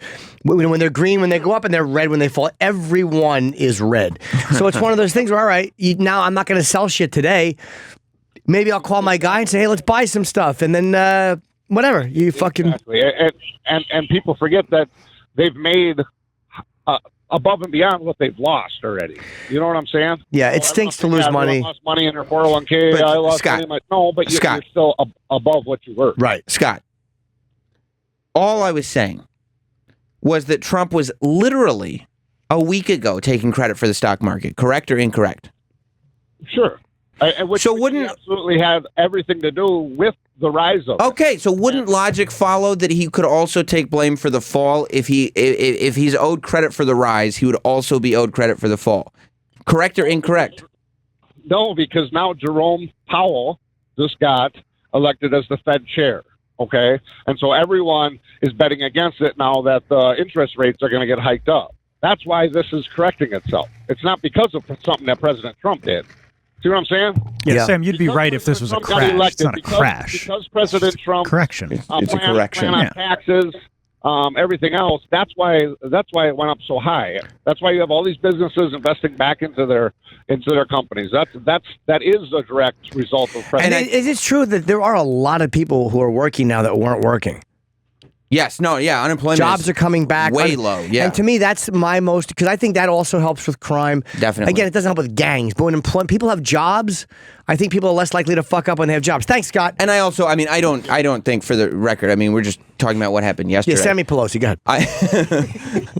I don't think that you like that, Rob? I do. I don't think that the stock market is crashing. No, at all. It's not. No, I don't think so. And he's right. I mean, you say what you want about anyone. Unemployment is record low. Record lows. And I like that. I like to see people work. It's the most, first of all, for things to function, the first thing people have to do is be working. Yes. And have some jobs. Yes. So that's what makes you happy. You go out on the weekends and just look at people working. I do. I mean, while I'm working, yeah, they're watching me work. Right. I watch Everybody's them work. happy. But I'll tell you why I like that, because more people come to see the kid when they're working. And not only are more people working, but they got more money in their paychecks because of the tax cuts. And they can buy chip mugs. Fucking, it's been, the shows have been fucking great. I'm telling you, I've noticed in the last few months, because I've been touring for a while now, it's up. Could just be better locations. Denver was mobbed, and I'm not bragging. I'm saying I think people have a little bit more money, or they're a little more relaxed. I definitely think jobs. I think people have more money, and I think jobs are good. Yeah, no. I think Trump has done kind of amazing things that he does not get any credit for. Which stinks. Yeah. When you see some of the accomplishments, the amount of things he's done, the amount of regulations he's gotten rid of, whether they're good or bad, he's an effective guy, even if you hate him. Especially because it's the stuff he promised to do. Yeah. Like, he didn't promise to be a nice guy. No. He promised to, everybody that voted for him was like, well, I would want a businessman in office because they're going to get the money right. And he has gotten the money right. And, people do have more money in their paychecks. And there is... Yeah, and unemployment is low. He has created more jobs, Yeah, so, and he is trying to cut regulations on infrastructure, to go from fucking, 10 years to get a road made to 1 year or 2 years. Yeah, that's the kind of stuff that does help.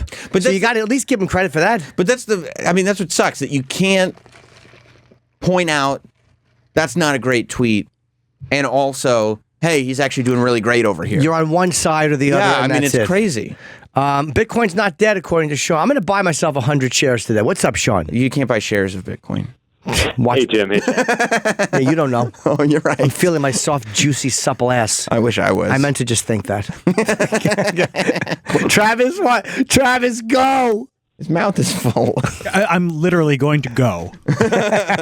What's up, Sean? Hey, yeah, I just hope that Travis can timestamp that point where Sam said that Bitcoin and cryptocurrencies are dead. I did. And we could play that back in a year. You think it's going to go up again? You think it's going to? Yeah, it's definitely going to go up again. Right. The only reason, it's only back to where it was in November, and the only reason why it shot up to $20,000 is because people like Sam bought in when they started hearing about it in the news. I got excited. Sure. Yeah. It's the amount of development that has happened, in the space. If you actually pay attention to software development and the amount of GitHub commits and all that stuff, it's too well ingrained right now, and all the infrastructures that are actually using it. So it's not. Do you think that it will go back to the crazy points that it was at, even 3 weeks ago, or do you think that it's getting to a spot where it's okay, it's going to hover around here for a little while? No, it is going to go back to those crazy points, and they're not going to be crazy when it does it gradually and steadily. It was overvalued, right? Because it's still the same principle that we have all of that stored energy in fiat right now, fiat currency. That has to go somewhere, and it's gradually going to go over to cryptocurrencies because those can't be regulated. I know there's a lot of talk about regulation, but they're only regulating exchanges. They can't regulate the actual Bitcoin blockchain. Yeah, but there's again, I know so little about it, obviously, but I would like, for that to be the case. A steady and slow increase is what you want out of these things, right? Sam, you should buy more. Thank you, Okay, Sean. you're right. Now, Cheaper Chuck. Now Chuck's going to ask a question I don't know the answer to. What's up, Chuck? Hold on 1 second. Yeah, I just got a question about Chuck Schumer. Mm-hmm. Okay. And Democrats, and they keep saying the same fucking thing. I heard it as of last week. They're saying, "Oh, Donald Trump's tax cuts are cloaking something, whatever. They're disguised, but they're really for the rich." How can he fucking say that when all this shit's happening? People getting $1,000 bonuses, money flowing, trillions of dollars flowing back in the country at a lower rate because they don't have to pay as much tax on it. And that's why they kept it overseas. Now they're putting it back into the economy. I'll tell you how. I'll tell you how he can say that, Chuck. Here's how. They all do it. Politicians are not built on ever giving credit to an opponent. The only time they give credit is in a time of national crisis where there's a military threat. And then half or the time it comes back to haunt them. Yes, because they voted this way. But because Chuck Schumer's a politician like Trump is, their whole thing, dude, is to take everything that happens and spin it so their side looks better. Right. Okay, that's what they all do. Let me give you the perfect example of another couple of guys. Chip Chipperson must be a fucking Republican, and Bob Kelly is a fat Democrat. Your fucking lips to God's ears, Chuck. Godspeed. And I'm sure Chuck just threw in a mean comment. I'm sure that the What did I say? There's a forgery of a tweet that I didn't post. Jesus. I remember regardless of the cause of the unfortunate death of some Colts player, we must now continue to allow undocumented immigrants into this country. Sam didn't say that, did he? I don't remember tweeting Oh, that. you know what it is? Sam actually mentioned Colts when he did that. Oh, okay. Chip, okay. you see how many retweets and likes? 69, 420. Fuck yeah! 420. I'm sure that the tax cuts benefit corporations, but they definitely don't benefit just the rich. I've seen it in my paycheck. Everybody around here has just a little bit more money in their paycheck. That's exactly what you want. I think a big argument though is that these are temporary. It's only a few years. And then it's going to be a nice. Well, what's permanent though? Wait. So is it? It's a few years, and then it's going to go back to what it was before. Yeah, something like that. But that's fine. I don't care. As long as what is I permanent? know it's a good thing, right? Because there are people who are getting upwards of $1.50 more in their Paul paycheck. Ryan was. Can we see the original tweet? I have to ask this: did he mean to tweet the 150? What was his exact tweet that he deleted? Yeah, because it was part of an Associated Press story, so he absolutely meant to tweet when he was tweeting. Meaning, did he? What was the tweet? Months ago? There it is. A secretary at a public high school in Lancaster, Pennsylvania said she was pleasantly surprised her pay went up $1.50 a week. She said that will more than cover her Costco membership for the year. Can I ask a stupid question? Yes, you may. Did he write that or retweet it? He wrote that, but that's more of a copy paste from the original article. But he did write I read the article where that quote came from or days before he. Is it possible that in a hurry he's perusing it on his phone and he thought it was $150 a week? No, because $1.50 a week isn't going to cover $150 a week isn't going to cover a Costco membership for the year. Was he really aware that he was tweeting $1.50 a week, or was he perusing it and just he saw like a cover? I mean, it makes sense. It's $6 a month times 12 is $64. That's going to cover a Costco membership. That's a video game. He couldn't be that stupid because he is a douche, but he couldn't be that fucking stupid. No, look, that's just an example of how great this tax cut is. He did delete it. Maybe when he realized what he wrote, he's like, "Oh, this is that was stupid." Yeah, I thought that was 150. I think he's just a little No. He didn't mean to write 150. He clearly did not mean to write 150. No, if he not write it, but if he copied and pasted, if he was just reading it, it was never 150 because Costco memberships don't cost $6,400 a year. The executive one, though. But I'm saying if yeah, that's where they suck your dick and eat your ass. No, but I'm just saying if it was. I'm trying to figure out examples of why a guy he wrote that he thinking that it he was copied and pasted it. Yeah, I know, but he thought it was a good thing. $1.50. He's out of touch. He thought it was a good thing, and then he probably got a ton of replies right away saying, like, what are you doing? He was like, oh, that does sound bad. And he deleted it. I would love to. Has he commented on it since he's deleted it as to why he copied and pasted that part? No, I don't believe he has. No, he decided to. Was that the first part of the article? No, that was after a few much better examples. Right, so that's why I'm like, why would he choose that one? Because he's an idiot. He really is a He read the beginning of the article and he was like, oh, good, that's good news. He probably saw, Costco memberships, those must be expensive. But he hasn't. It's like a Feed the Children infomercial. Like, it really makes it sound. It's only 33 cents a day. I want to know what's his answer to do that. There will be no answer. He will not be acknowledging it and he will be moving on. You think so? Well, yeah, of course. Why would he draw attention to the fact that he's... somebody's going to ask him about it. Somebody will ask him about it, or he has to, Oh, I don't know. Yeah, we just do. Anyway, moving on. People will forget anyway. Somebody from my staff. This is good news. Jim in Illinois. Now, this is what the country's about.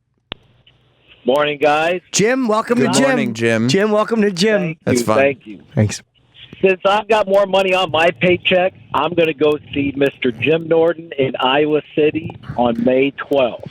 I had to cancel that gig the first time. I'm glad I'm doing that gig, and I'm also doing Milwaukee, I think the night before, or the night after. So thank you for coming. Come up and say hello after. Don't. I will. You guys rock. All right, bye-bye. I'm doing, I don't know why I said bye-bye like I'm 6. I fucking scroll down more. I'm doing Milwaukee, Wisconsin, the Pabst Theater the night before. We should take some phone calls about my quick math. Yep, let's do that. Ted in Middletown, yes. Sammy Abraham. What's going on, Ted? Did you notice something? Either get yourself a fucking abacus, right, or don't do math. 6 times 12 clearly is not 64. No, you're right. I didn't catch it either. No, I mean, but you throw it around so matter of factly, like you're right, and it's really. I just kind of threw. That is true. Sam's the fucking guy who walks around going, "I can times 12 anything immediately." I start using your fingers, Sam. You'll look stupid, but you'll get the right answer. He can't. He's sitting on his fist. That's a fair point. That's how I do the show comfortably. Absolutely. That's why I stammer half the time. I get distracted. Bye, Ted. Sam walks into the office all the time. He says, times 12 me. Yeah. Who's got a times 12? I'm like, bro, I'm busy. And Travis is like 11, and I'm like 1112. Who's next? Who's next with the times 12? 580. Next. Give me another one. Jamie, this is the basically the bottom line. Go ahead, Jamie. You're right. Hello, guys. Hey, man. Good evening. Yeah. Besides being a little guy, Sammy's butthurt that Trump beat his sugar daddy, Vince McMahon, over WrestleMania. That's all it is. And Jamie's in Puerto Rico, and he's saying you don't like that Trump beat your guy. I was upset when Donald Trump won the Battle of the Billionaires. That's true. Maybe there are grudges that I'm holding. Yeah. Thank you very much, Jamie. You're a good point. All right. Bye. We had to break soon, but I do want to say I want to predict what a bad decision Bud Light is making. They've announced that they are. What do you mean? They are honoring their little promise. They're giving away free beer at the Eagles parade. Let me say for the record, yes, Bud Light is making a bad decision. Bud Light is going to be responsible for destroying what's left of Philadelphia. Yeah, let me picture this is the board talking to the people at the president of Bud Light the day after the parade. You stupid fucking cunt. That was a long way to go for that clip. However, you understand the point. But they went to the CEO of Bud and said, "Hey, why are you doing this?" And he said, "That's because I'm an idiot." Right. But they're like, "You promised," and he's like, "You fucking child." All right, these clips stink. They are terrible. And then he goes, "When your bank says no, champion says yes." Yeah. And then he goes, "What were you doing when this was happening?" Masturbating. That's right. That's exactly right. I like dicks. Okay, that's now one I'm not a fan of. Should we break? It's we got Jeff Ross coming in, and then Morris came in, and he was like, or Maury, I think, and he goes, "Hey man, don't do this," and he goes like this. What am I, a schmuck on wheels? Maury.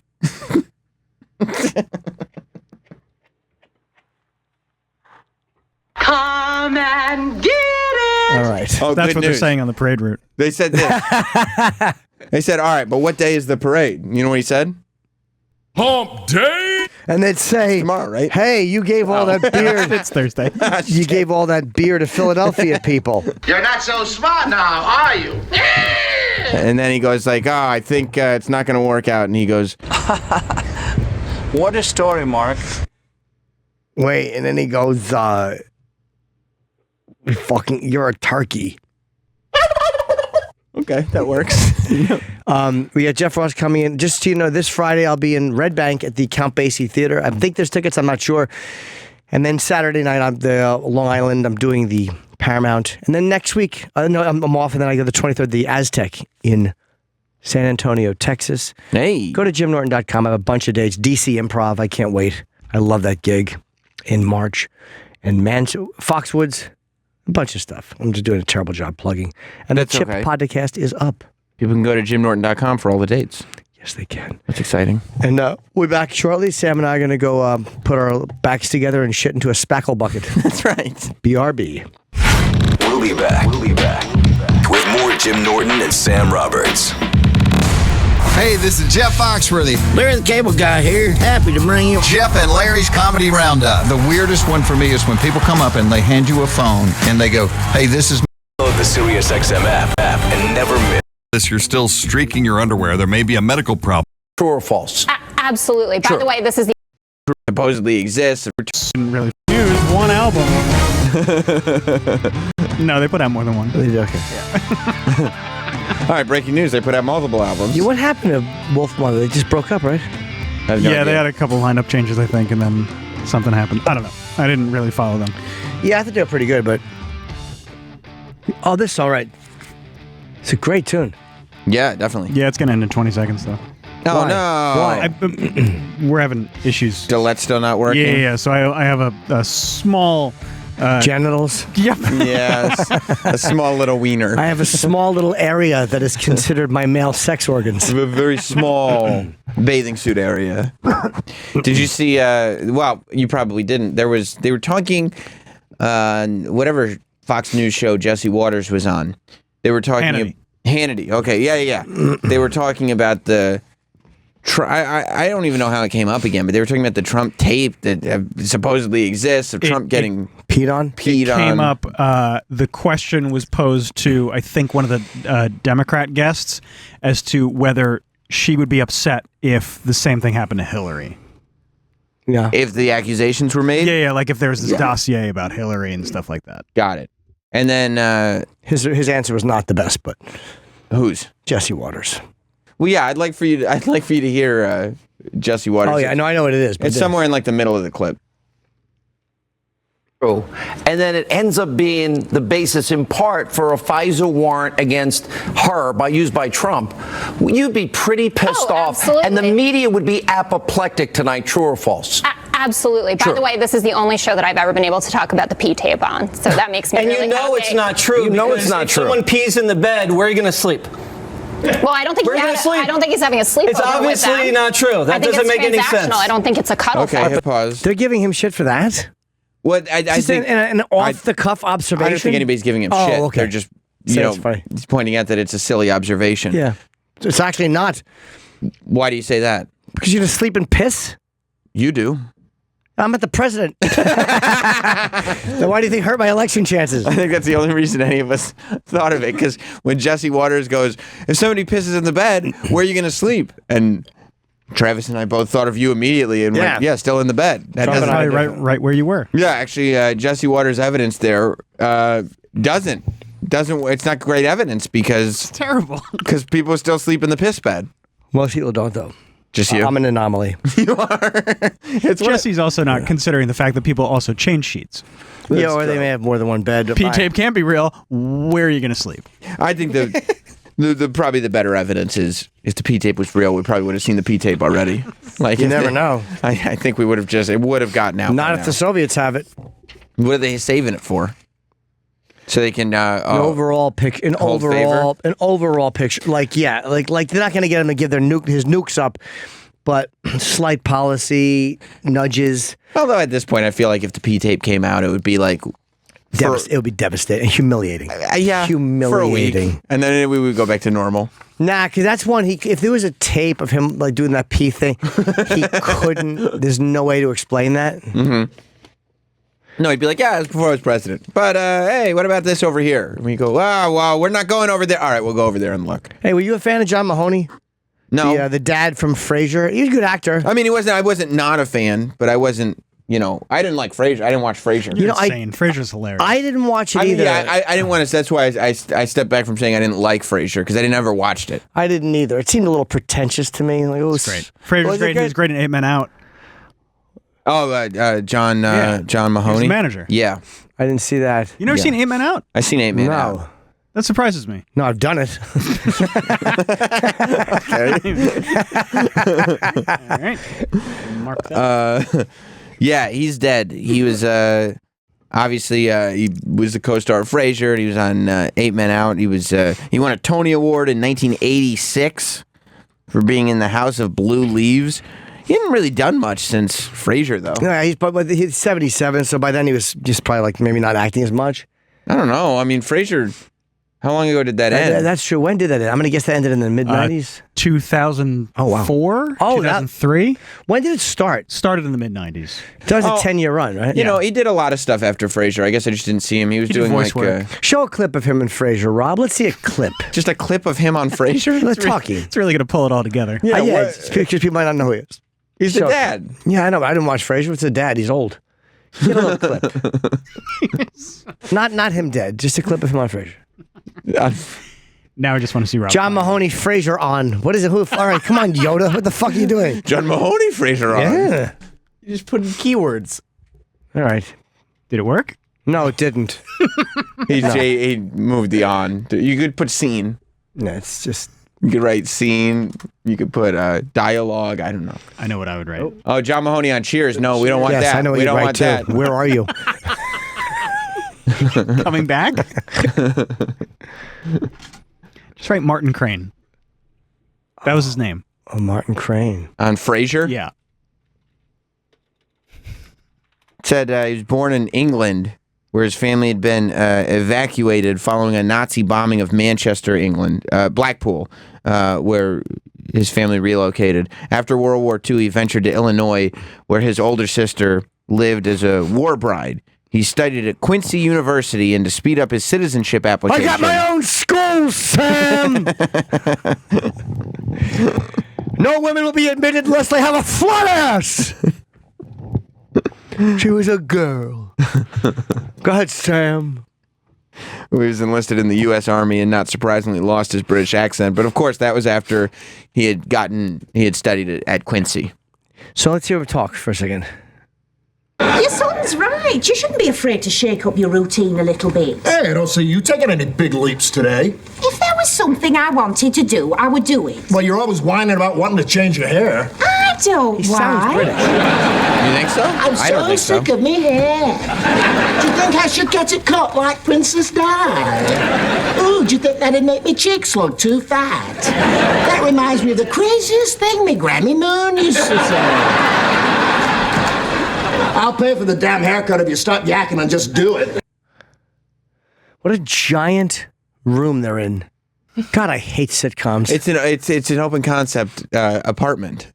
Part of it is He's a very successful talk show host. You know how that goes. The lighting has to be a certain way. They need it for depth. I mean, there are things on a sitcom set they have to do, which is not real life, but I just hate how big they are. 3-camera shoot. Like, remember how big, like, Friends' apartment was? Oh, my God. It takes me out of the show. Did all the Friends live in the apartment?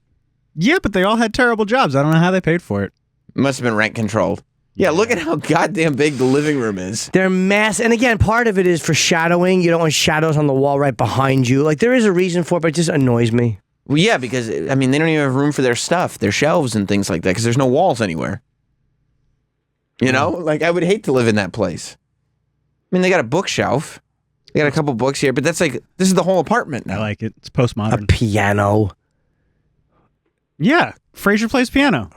Yeah, if you play piano, you got to have a piano in your place. Yeah. You get out of training otherwise. Did he sing the scrambled egg song ever on the piano? Oh, on the show? Yeah, tossed salad and scrambled eggs. Is that what it was? Great show. What do you call it again? I never watched it. Yeah, no, I didn't watch it either.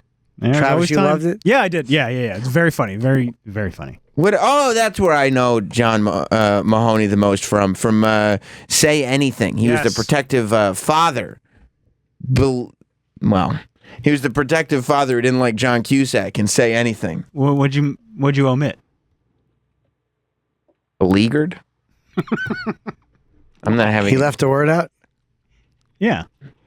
Looks like... What'd he die of? I think just old age. Being 70. He was in hospice care. Oh, that's why I didn't see him around too much. That's right. That's why you say he wasn't playing a role. He sure was. What was the role? I don't know. Go ahead. I was just gonna say no. What were you gonna say? I didn't have something formed. Then why'd you start? Because that's how it works. Sometimes something just comes up. It's almost like the smoke monster on Lost would appear? Sure. That's how it happens. Like all of a sudden it just happens. You feel molecules floating. Right. And then you go, I got it. And then it just comes together as it's coming out. And so you felt like the pieces forming. Yeah. And I just realized that none of them were going to be pleasant. What was the role he was playing? That lump in the bed. That's not the burden. Yeah, it was just not going to be. So I backed out. Stuff that's not that nice. I don't know him. Yeah. He's a lovely man. Well, you're not going to get to know him now. 77. Yes, the guy. That's not even that old anymore. No, you say that when you're 49. When I felt the same way when it was like he died of old age at 77. I'm like, 77 is not old. But if you're in hospice care, it is. If you're in hospice care, any age, you feel old. Yeah, I've been in hospice. Why? Just to get my shit together. That's not what that's for. Yeah, it is. Just to get your stuff back together. Is it? It's a little warm in here, isn't it? Yeah, I don't know. I turn the heat on when I come back in. I know you always do. Do we have that? Here's the thing. You always turn the heat all the way on when you come back in. And Troy always turns the heat off after you turned it all the way on because you always make it hot in here. Yeah. But Troy's not here today. So now you have to deal with the ramifications of your actions. Yeah, because when you come in, you just automatically turn it up. No, I feel it's chilly. You just turn all... You're in every for time you a walk in the split door, second. you turn the heat all the way on. Oh, do I? Yeah, every time. And then every time you leave, Troy turns it off. Every time and then you come in, you go, is it cold in here? But every time it's because Troy turned the cool air on after you left. Game of cat and mouse. It really is. But yeah, it's hot. Thanks, babe. For what? For saying I'm hot. No, I didn't say you're hot. The room. So we have this? It's warm in here. This is what Anthony sent me. Okay, they're giving Tarantino shit. Listen to Rob over here. Try to not take responsibility. Pass the buck, Rob. I do that too. This is from 2003. They're saying this is audio, and I love Tarantino. So this is just a story that's going around today on Twitter, just defending Polanski on Howard's show. I guess this was a K-Rock. I don't know where Howard. Yeah, in 2003 it was still K-Rock. Hey, we happy when Roman Polanski won the Oscar? Yeah, that was pretty cool, actually, yeah. What's so great about a rapist being the recipient of Hollywood's highest honor? I don't consider him a rapist. Right, that's the one. How can you defend? Okay. See, I don't understand this. Is that the clip? There's more. There's more. Oh, okay. It was 8 minutes. Anthony's cutting it up. How come Hollywood embraces this madman, this director who raped a 13-year-old? He didn't rape a 13-year-old. It was statutory rape. Yeah, all right. So what was the first clip? I guess it was like one of those. Was that Stuttering John or one of those just silly questions people asked? And then Quentin was in studio. Yes, they played a clip of Quentin first. I haven't never heard this. I literally just read the transcript. Yeah, they played a clip of Quentin. Started over. They play a clip of Quentin and then they go in studio. We happy when Roman Polanski won the Oscar? Yeah, that was pretty cool, actually, yeah. What's so great about a rapist being the recipient of Hollywood's highest honor? I don't consider him a rapist. Right, that's the one. How can you defend? See, I don't understand this. How come Hollywood embraces this madman, this director who raped a 13-year-old? He didn't rape a 13-year-old. It was statutory rape. Yeah, all right. Well, oh boy, that's not quite the same thing. Bad way to start. Enough said. It's not statutory rape. You know, he had sex with a minor. All right, that's not rape. To me, when you use the word rape, all right, you're talking about throwing them down. It's like one of the most violent crimes in the world. You can't throwing the word rape around is like throwing the word racist around. All right, it just doesn't apply to everything that people use it for. All right, he was guilty of having sex with a minor. All right, that she didn't want to have. No, that was not the case at all. She wanted to have it. Well, and dated the guy, and she was 13 and found out. Well, by the way, we're talking about America's morals. We're not talking about the morals in Europe and everything. All right. Wait a second. Morals you have sex with 13-year-old girls in Europe? It was in America that it happened to. That's right. Yes, it was. 13-year-old girl, and you're a grown man. You know that's wrong because she has giving her booze and pills. I'm not. Look. She was down with it. Oh, and she's talked about it. She's talked about it. Oh, now she's an adult. So crazy. I'm right. She's talked about it since. He didn't really do anything to me. Though it was a technicality of her being 13. Would you ever seduce a 13-year-old with pills and booze? No.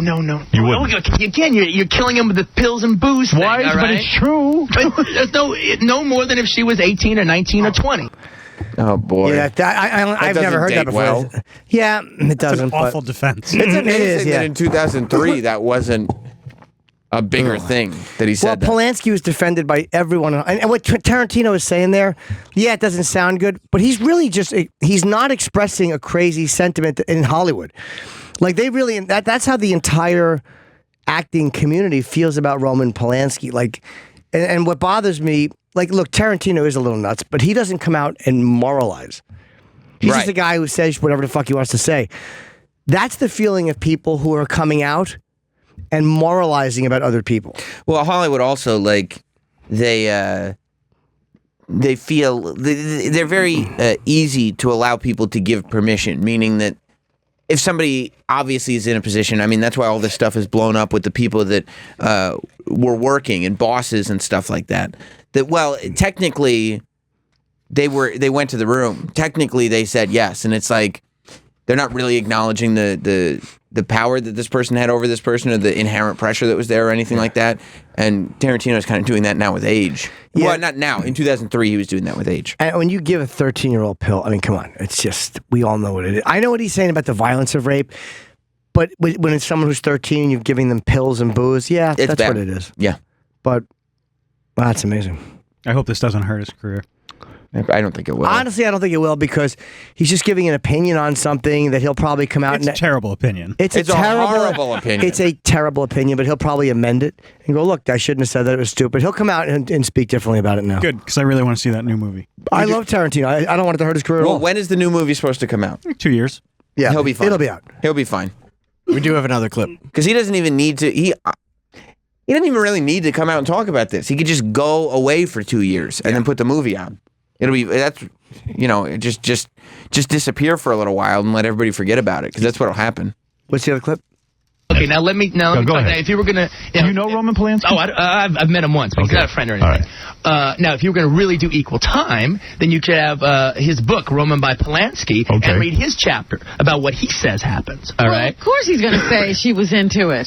And of course she's going to say this because she knows she was in trouble with her mom. So why do you side with him?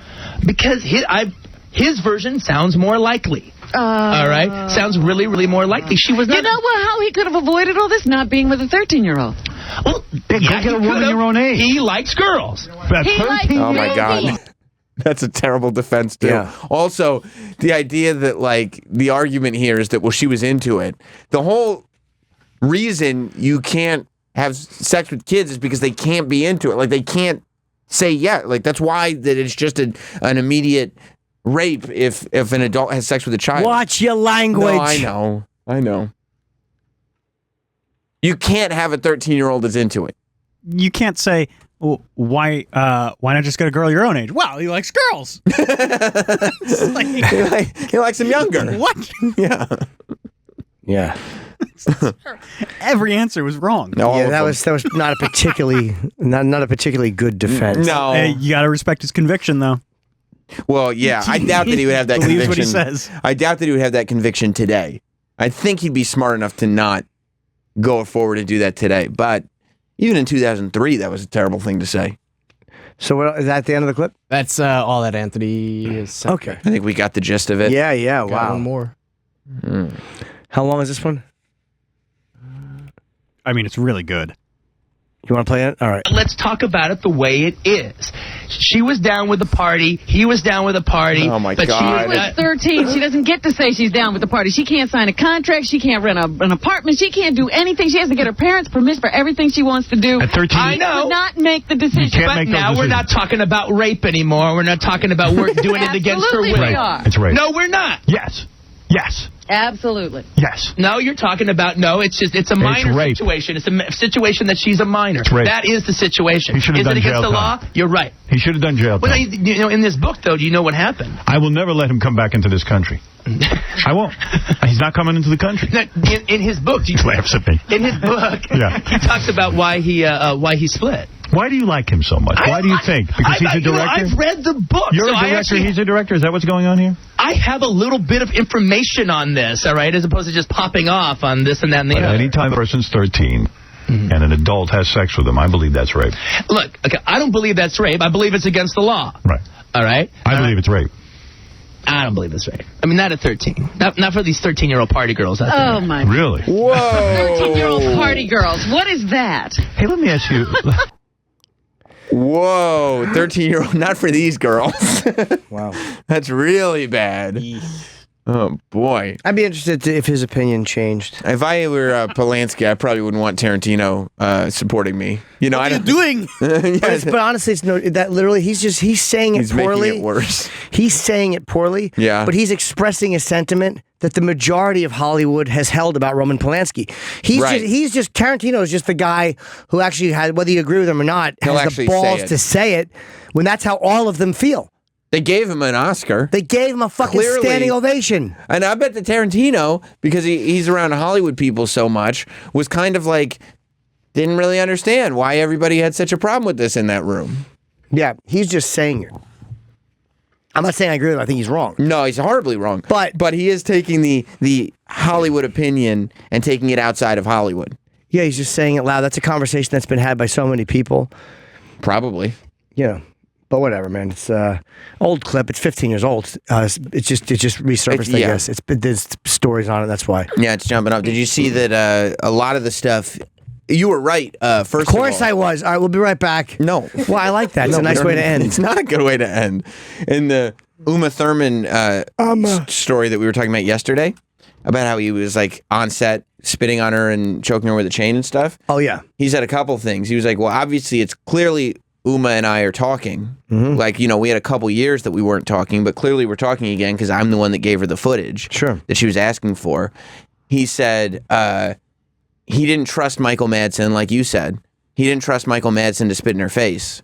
And he said, what was I going to do? Get a grip to do it? That's kind of what my speculation was, yeah. And he said as far as the choking her with a chain thing goes, they had a prop set up so that she wasn't actually going to get choked with a pole behind her. Right. And she insisted on actually getting choked. Yeah, that was her thing. And she was right. It should look good for a film, and she was right, and he trusted himself to do it. Yeah. He didn't trust someone else to choke one of his actresses. So he kind of blamed the author of the article for, making it seem much worse than it is. Yeah, I think he's right. Yeah. I mean, yeah, because clearly, I mean, even we were talking about it yesterday, like, even if he was creepy for doing all that stuff on the movie set, which most of it has logical explanation, so he's not. But even if he was, it's still, to lump him into the Harvey Weinstein conversation is ridiculous. It's just because he was so closely associated. That's all. It.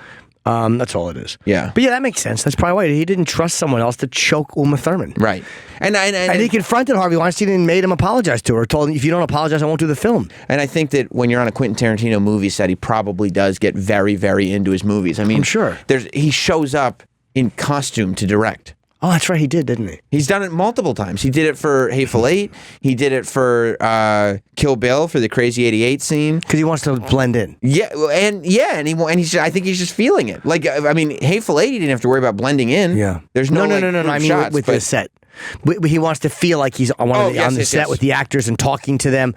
And I love that he puts himself in as like Hitchcock. Every movie, there's one moment with him, except for Hateful Eight, he wasn't in. No. He was a narrator. Oh, is that right? Oh, was he the narrator? I don't remember. Yeah, when it comes back from intermission. Oh, he resets the scene. I love Hateful Eight. It's great. I have to see it very again. underrated. I think so too. One of the. It's on the list of. It's definitely on the high end of Tarantino movies for me. Really? For me, yeah, I would still put it at the lower end, but that list is so strong. It really is. That even the lower end is great. I've never seen Jackie Brown. You've never seen Jackie Brown? No, I don't know Jackie why. Jackie Brown is 100% his most underrated movie. I'll watch it. It is his most underrated. Yeah. I'll watch it later while I'm making Jackie love. Brown is great. De Niro's in it. Samuel Jackson's in it. Wait, who's in it? I'm sorry, your friend Bob. Hey, Quentin. You directed me. That's right. Good? No, that was actually really good. Yeah. Yeah, you gotta watch Jackie Brown. I found that to be great.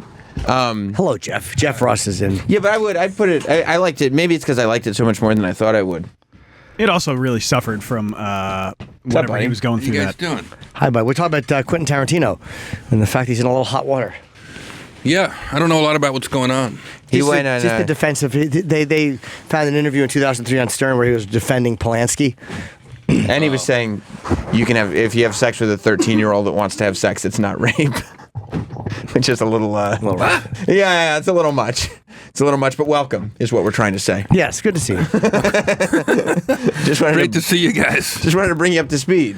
Yeah. How long? What do you here for? Whenever I see you in town, you have something coming out. This time I'm at Caroline's. Oh, he's hanging out. Thursday, Friday, Saturday, and Sunday. 212-757-4100. If the tickets are even available, it's on Broadway. It's a great club. Oh, yeah, it's best. Thanks. But yeah, I wasn't sure you were promoting. Yeah, I haven't been here in a while, and Caroline's was calling, and I was like, that'd be fun. I've been on tour with Rock all year. Oh, you all over Europe and Scandinavia and Tel Aviv. So I was like, I got all these new jokes. Let me do Caroline's. How was it? It was really fun. Really, really fun. I'm going to miss those big arena shows. Oh, right. Yeah, he's doing back big down to my roots at Caroline's this weekend. Do you start to get used to the arenas, like feeling really comfortable? Like, this is fun. I like this. That walk down the hall before you go on, it's pretty amazing. What were you doing, a half hour? 20 minutes. Oh, it's great. But I would bring people on stage and speed roast them.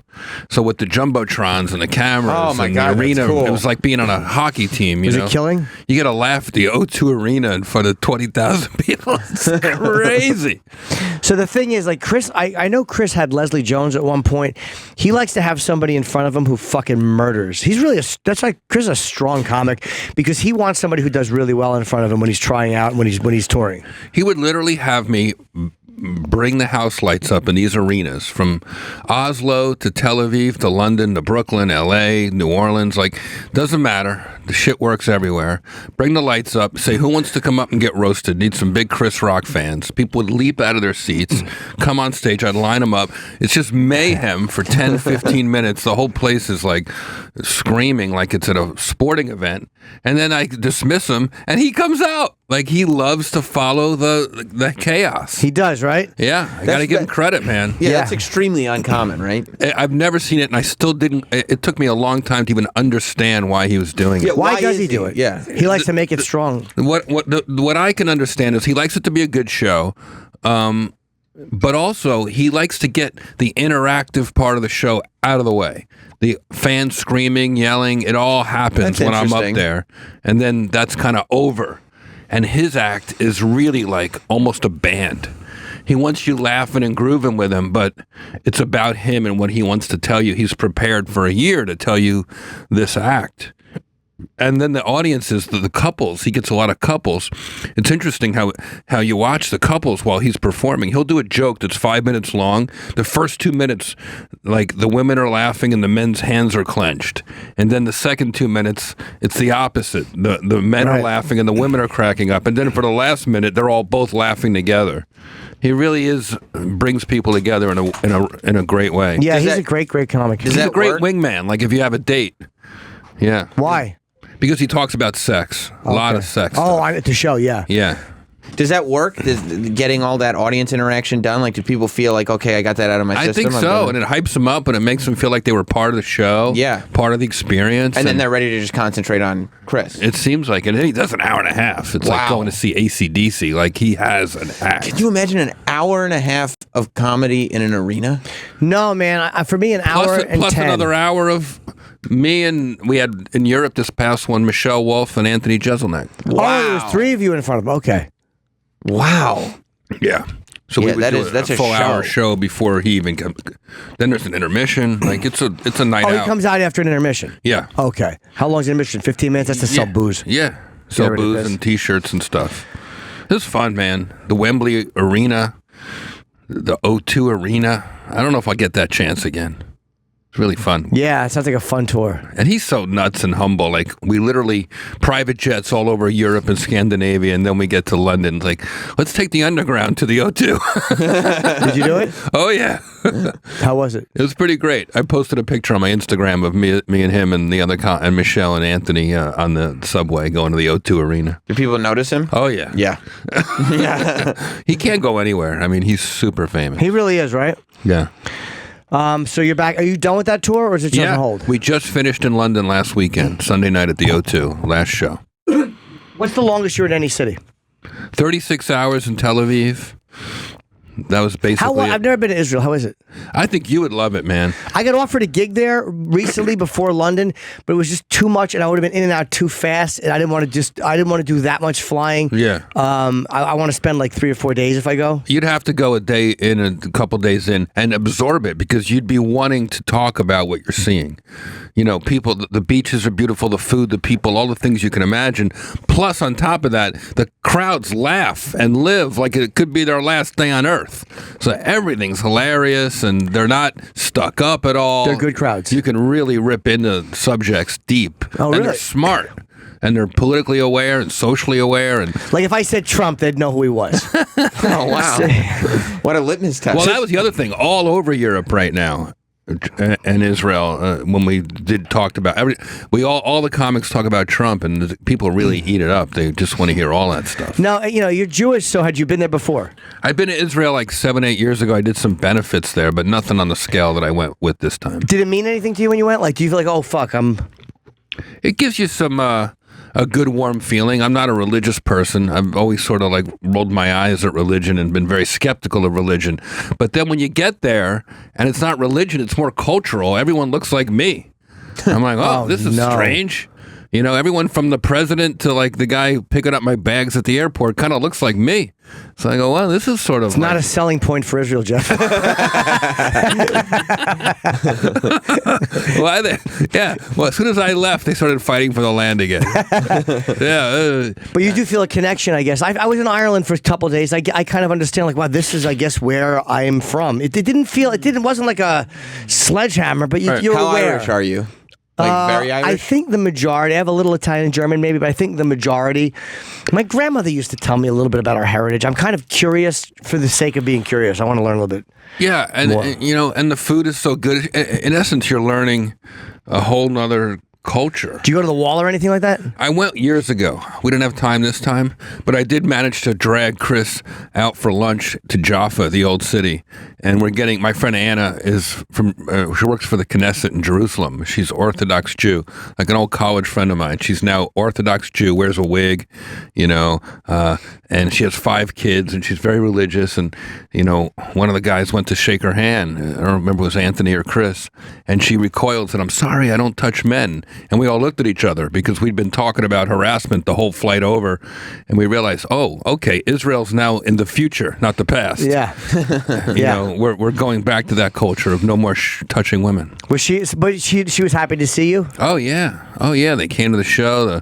A lot of Israeli celebrities who we don't know, and the spokesman for Benjamin Netanyahu came, and wow, it was pretty fun actually. It was like you know, a cultural awakening. I do want to go. I've heard I got offered that one gig, and I actually do want to go, but I want to go when I can spend 3 or 4 days and actually go around. But the idea is, we watch the news, it's scary to think that you could be in a cafe and someone runs in with a bomb bell. Right. It just frightens me. It's just not happening.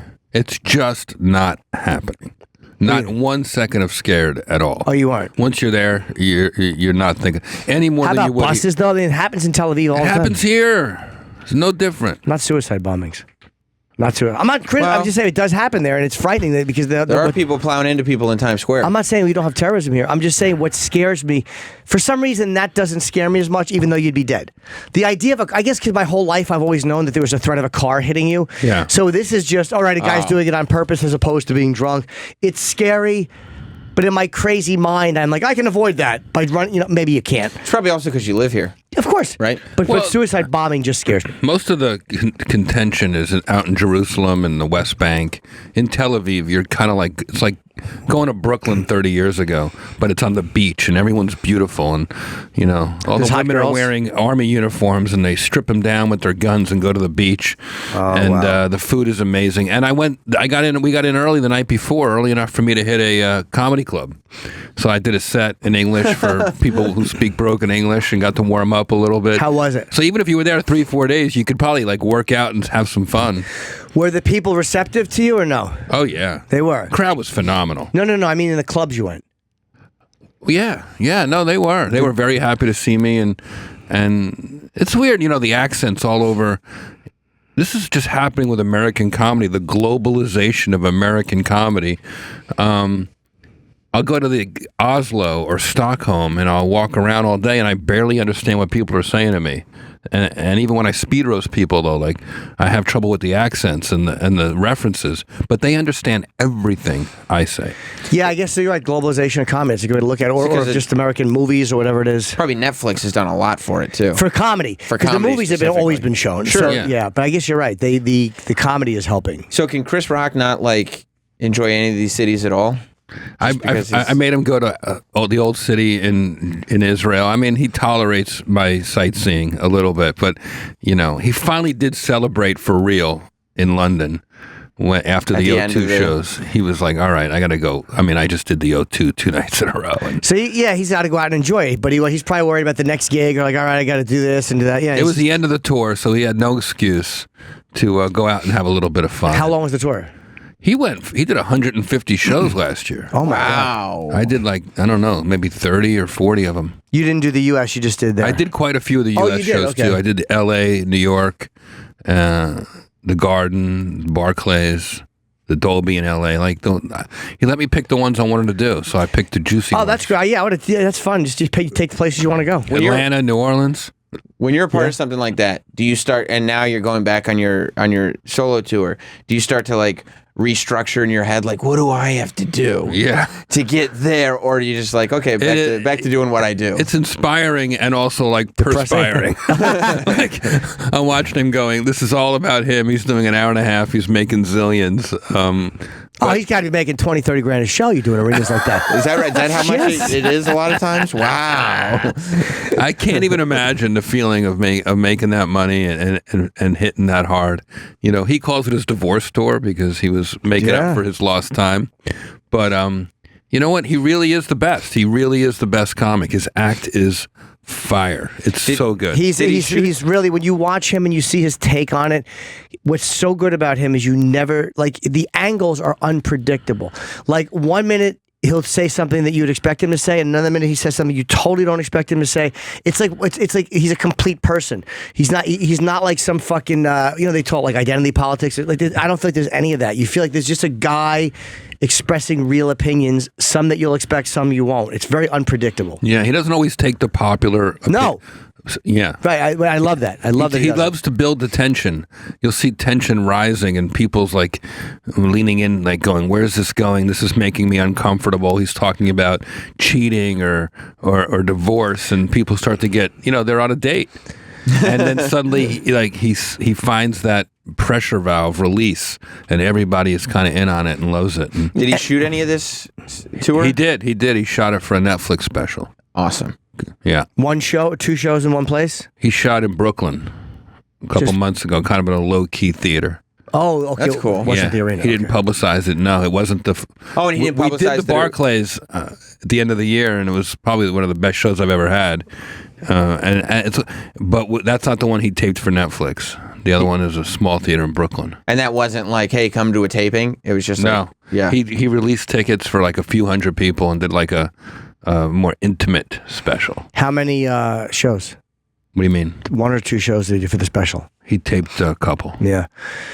It's always the way it is. You got to tape a couple. Well, you got to tape one and you fucking like. Oh, I don't do that. My last special, I had 1 shot at it. That's a different. I've talked about you when you weren't even here. That's an odd anomaly, and the fact that you did that, like, you really are. And I've said this to you and about you. You're like a Renaissance comic. Like, you do things that no one else is doing. I really mean that. Like, you go places that no one else is going. Prisoners, cops. It's like none of these are easy gigs. The border. Yeah. Into Juarez.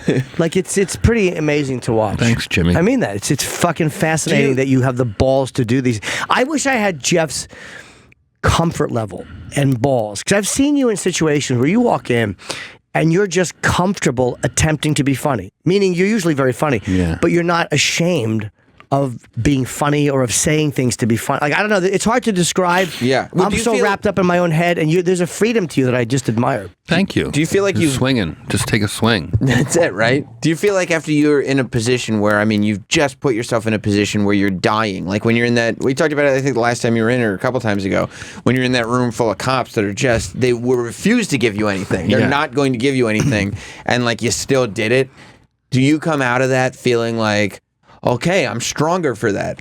Well, in that particular show, you're talking about when I did Jeff Ross Roast Cops, I roasted the Boston Police Department, thinking they'd be very happy to see me because I'm showing their side of the job. And, they were very skeptical.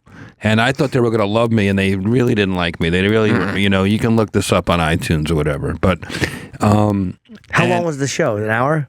That particular appearance was like 20 minutes and cut down to 6 minutes, and it feels like it's 7 hours. But it was an office. They're staring at me. Yeah. Oh, I thought it was a 1 hour, 6 minutes. That's still long. No. I did a full special of it, but the particular scene that Sam's talking about is at a roll call. I went to a morning roll call with a bunch of jokes, thinking, I'll lighten up their day, get a few laughs with some, take a few funny shots, and they just stared at me. I was trying to do Tom Brady jokes, and Whitey Bulger is from Boston. I said if his name was Blackie Bulger, you would have found him in 5 minutes. Jokes like that, and they just weren't having it. They were cops like to get the last word. They're not really looking to be the butt of a joke, right? Yeah, especially not from some fucking. And I'm going in there, Hollywood fruit. Yeah, they don't want to hear that shit. Plus, they were skeptical of me because I'd been at a Black Lives Matter rally. Actually, the one where Quenten Tarantino said some very incendiary words about the police. Yes, and when they Googled me, the union guys Googled me, and I got up there. They saw that I was at that rally. They thought, well, I'm playing. I'm duping them. That I'm actually with an agenda, when in fact I said I went there to do research to make this a fair-minded, even-minded piece. Otherwise, it's just fluff, and no one's going to want to watch it. You got to see both sides of this issue. By the way, neither side was ever talking to each other. Like the whole Black Lives Matter mantra was, which side are you on? And then when I get to the cops, they kind of said, are you with us or against us? So no one's actually talking to each other. And that was sort of the mission of the show. So at the end of the set, did you wind up winning them over? Were you? I did have to go back a month and a half later. Balls. And it was a really tough train ride up there, believe me. You didn't want to do it? I was just scared because I'd already bombed a bunch of times. Same guys you had to do? Yeah. Oh, no. Nothing harder. But by now I got to know them a little bit. So I came into it with a little bit of credibility in that I actually researched even harder exactly what they do. And they knew you weren't a piece of shit. Well, I was wondering if they were pieces of shit, and they were wondering if I was a piece of shit. Because, policing right now, and especially a year and a half ago when I was doing this, was a really tough topic to take on because everybody's super sensitive. Yeah. And there was a lot of protests, there was a lot of violence. It was right in the heat of the Freddie Gray trials and stuff like that. Yeah. And all the cops wanted to talk about that stuff. So I basically set up Laughs Boston as a police precinct, like decked it out, just sort of customized for the cops so they wouldn't feel weird with their uniforms on in the audience. And I had everything from, you brought them into an audience? Yeah. Oh, not a general audience. It was just for them. No, but I mean, I only comedy served club. donuts and coffee. That's hilarious. That's you funny And they bastard. sat there in their uniforms. Well, that's by the way, that's like the moment where you figure out if you're going to have this room or not. Like if you come out before you go on and they're like looking at you like a piece of shit because it's coffee and donuts, then you're like, oh no. Yeah, no. So wait, let me ask you. So you instead of doing it in the station house, you had them go to a comedy club. How'd you deck it out? What'd you do? They just put like blue piping everywhere, and I kind of took the lights down a little bit and put some pictures of some classic Boston police imagery, and we set up a little podium. And Commissioner Evans, the police chief, who's a really interesting guy there, smart guy, lifelong Boston cop. He introduced me because he was kind of on board with the message I was trying to offer. Because when I was a kid, people is he a guy they loved respect? Yeah. Yeah, but he's always at odds with the unions. So the unions were always like kind of poking at me and messing with me. And he would be like, oh, Jeff's fine, let him try it. So when I was able to like roast the commissioner a little bit, it kind of disarmed everybody, literally. And they went with me on the hour-long journey. Oh, when you were on stage. Yeah. What? Let me see a picture of this guy, the commissioner. What's his name? Commissioner Evans. Oh, you should definitely look at this guy. He probably a lifelong Boston cop. He's probably a guy that doesn't tolerate a lot of shit. No, I wouldn't imagine. No, it's worth looking up. By the way, they let me do it because the Boston PD hasn't shot an unarmed person since 1991. Oh wow, that's him. Yeah. Yeah. It's almost like he looks like he looks to me like an Irish cop who does not fuck around. But the point of he runs marathons. Of course he does. God, does he look like a fuck? Yeah, he's definitely. He looks like Freddy Krueger with a badge. That's very funny. The point of the special, though, is to get that across, right? That there's not this Boston cop violence thing going on, and some people in the community would argue that they get profiled and pulled over for no reason, but the truth is, a detective in the I believe it was in the gang unit was shot the morning I got there. So that's also why they were stone-faced me. They were not in the mood. Oh, my God. So a guy was shot the morning I started filming. So they were all, like, on very tense and high alert. And the cops found the guy that shot the cop, and they didn't kill him. They used restraint, and you got to give them credit. A cop gets shot. Yeah. I think the cops would just shoot the guy. They didn't. They shot him in the, they arrested him alive. So props to the BPD for letting me come in. Yeah, that's Jeff a rough Ross day to Rose do it. Cops. I highly recommend you check that one out if you care about this kind of issue. These are, but they're just the toughest audiences. The cops, prisoners, the border. Like you literally can't pick a harder place. Just do a hospice. That'd be good. I'm dying up here. Did you do you have any other do you have another celebrity roast coming up? I feel like it's been a while since it's been a while. Yeah, we had a couple people like puss out, so we were right about to start. Really? And then stuff happens in their lives, and they're like, I better not do this. Who was it? No comment. Oh, but who'd be good to do it now? I mean, I guess getting like the Kardashian mom up there would be an easy That'd one. be a fun one. Steve Wynn? Steve Wynn. I have roasted Steve Wynn before. You have? Where? That's what a really great roast. It was in Beverly Hills at the Friars years ago. And I remember, like, he has this degenerative eye disease. And I remember really understanding the power of Don Rickles at that event. Because I went on, I did my thing. All the comics were doing really well. Steve Wynn, beloved casino magnate. And we're all being very reverential. Sure. And finally, at the end, Rickles goes on. And he just goes for the elephant in the room. He just starts waving his hands in front of Steve Wynn's face and goes, I'm over here, I'm over here, I'm over here. Did Steve laugh? Oh my God, he was crying out of those broken eyes. It was a beautiful moment, actually. Rickles was funny? Yeah. Did he prepare for it or just go up and... Rickles seemed to like to improvise these things. I don't even think he thought it through very well. And as a matter of fact, the couple of times I did a roast with him where I was prepared, like reading, I remember like at John Stamos' 50th birthday, private event, we're all dressed up in tuxedos, it's a fancy hotel, Sunset Tower Hotel, and John calls me a couple of days before, he's like, will you please roast me for my 50th? Please, please, please.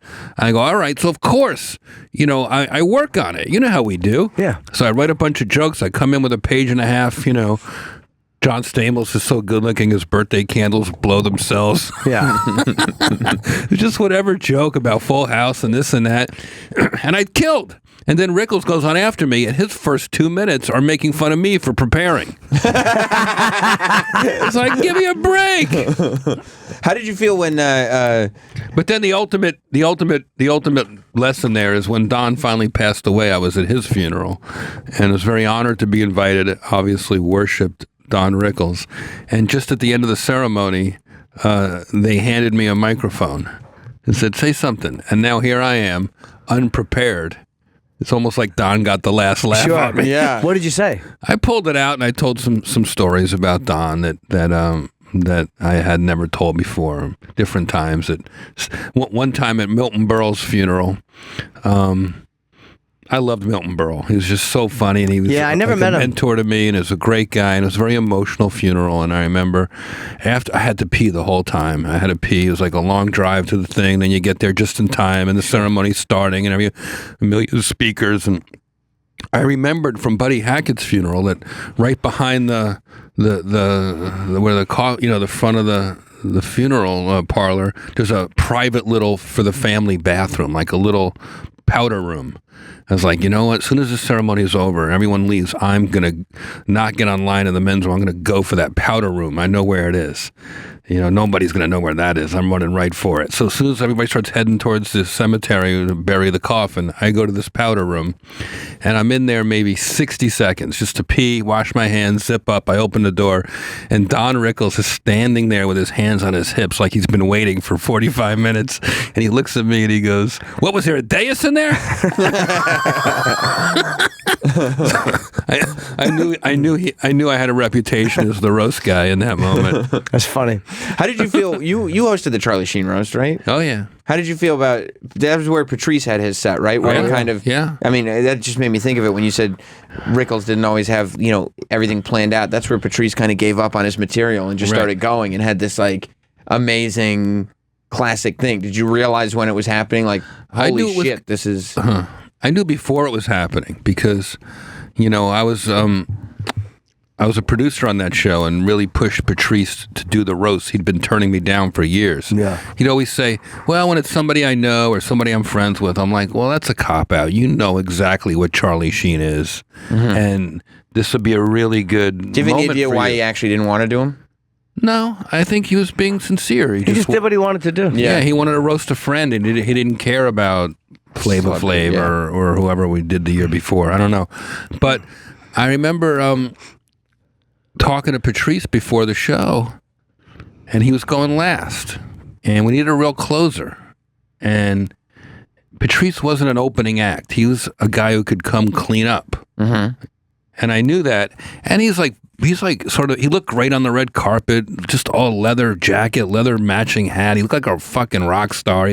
He's just like, but he was like cranky backstage, and he's like, I don't like my material, and why do I got to go last? And none of my friends are here. I go, Patrice, let's make some new friends tonight.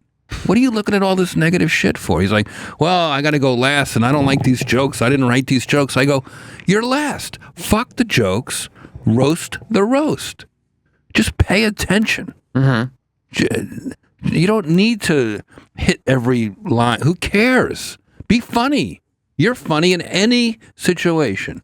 I said, just make it yours. Just own the room. Just stay up. He goes, well, they only give me 5 minutes. I said, stay up there till you feel like you're killed. You're last. Yeah, what are they going to do? He's like, well, if I get in trouble, I'm going to tell him you did. You go, no, you're not getting in trouble. You only get in trouble if you bomb. No, you go along. I go, just go up there and roast the roast. Just look at everything, and it's exactly what he did. He criticized not everybody's career, but what they did that night, right, as a jumping off point. And if he hit a few beats that he had planned, maybe, but for the most part, he created a moment. Like he summed up the show, which I thought was brilliant. He was actually a cleanup hitter. Yeah, and that's what you want out of those things, right? The whole point is to create moments. And he was so happy afterwards. He was. Yeah. People say he came home and he complained about this and that. Let me tell you something. He came out with us. He was so happy afterwards. It was the happiest I've ever seen him. That's awesome. Because you didn't see, Patrice O'Neal, roast in peace. Was it when you would see him, like, if he would have a good set, would you see him, like, be outwardly happy about it? You know, it was always hard to tell. Yeah. It was always hard to tell. Outwardly, we didn't work that much together at the end. Like, because again, he was headlining, I was headlining, so for years we didn't do it. But if he had a good set, yeah, he'd be happy about it. But you could never tell because he would always, if he didn't have a good set, he would behave like he had. Gotcha. He would behave like he had a good set and have the same arrogance. So you could never tell when he was just pretending to feel good and when he was genuinely happy that he had a truly good set. And what his definition of a good set is probably different than most comedians, too. Like, was he killing or did he make his point? Or yeah, did he do what he wanted to do? You know, my most memorable and favorite, I loved Patrice. We were good pals, but our best, most memorable conversations were always heated arguments. And it reminds me, I'm going to Caroline's this week, and a lot of them were in that green room at Caroline's. Oh, really? I remember, none of this will sound good 15 years later, but it's like, Patrice, do you really need to, when you open for me, do you really need to do that act out of a Down syndrome person for 5 minutes? Like, it's a little much right when the show starts, and he'd get so mad. But I go, well, in 1 minute you're defending that bit, but then in an hour you'll tell me, how come you're not doing television more? And I go, it was a long time ago, before we really had the freedom we have. And he got it, and he would make adjustments. Another time he's like, people don't take me seriously. I'm like, well, you're 38 years old and you're wearing a football jersey and shorts on stage. What happens if you dress like a man tomorrow? Mm-hmm. Let's just see what happens and how you feel. And then he would come in dressed up, and he'd give me the side eye afterwards, like, you were right. Like he felt like he was open to adjustments if they came from the right angle and the right person. Well, yeah, if he respected the individual, if he respected your opinion. Yeah. We were just... and he loved a good chick story. Like, if you came in the next day and you were like, he was like, what happened with those chicks last night? I mean, he really got delighted in all that. Yeah, he was a pig. He was a dirty, dirty man. Was he? He was. Oh. Yeah, big long fingers. You remember those fingers? Watch them work miracles. Yeah, I watched them fucking make girls squirt. He was. So was he happy after that? Like, after he'd had a great session with a woman, was he happy? He was really good. I remember me and Keith Robinson were fighting in Brazil. We were arguing about something. I love that trip existed, by the way. 3 of them. It's amazing. 3 of them. This one was me and Keith were arguing about something. I like some girl, and he's like, stupid, just giving me shit. And we were just arguing, and Patrice was like, look, I see both your points. He was basically saying that when I'm here, that's my fantasy, is to fall in love. He goes, that's his fantasy. Your fantasy is to do... And he made great sense, and we finally stopped arguing. But he was a good arbiter a lot of times, or arbitrator. Right. In those stupid, pointless arguments you'd have with friends. We were just fighting, I think, because I wanted the love experience. And I met this girl named Fabiana, who... I didn't even fuck her. I just loved her. She spoke English. Uh-huh. And she'd leave at night and probably fuck 30 people. I really was a dumb American.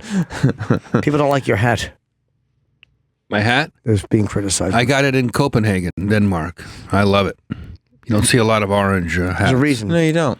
No, you don't. It's the color of my first Firebird. Is it?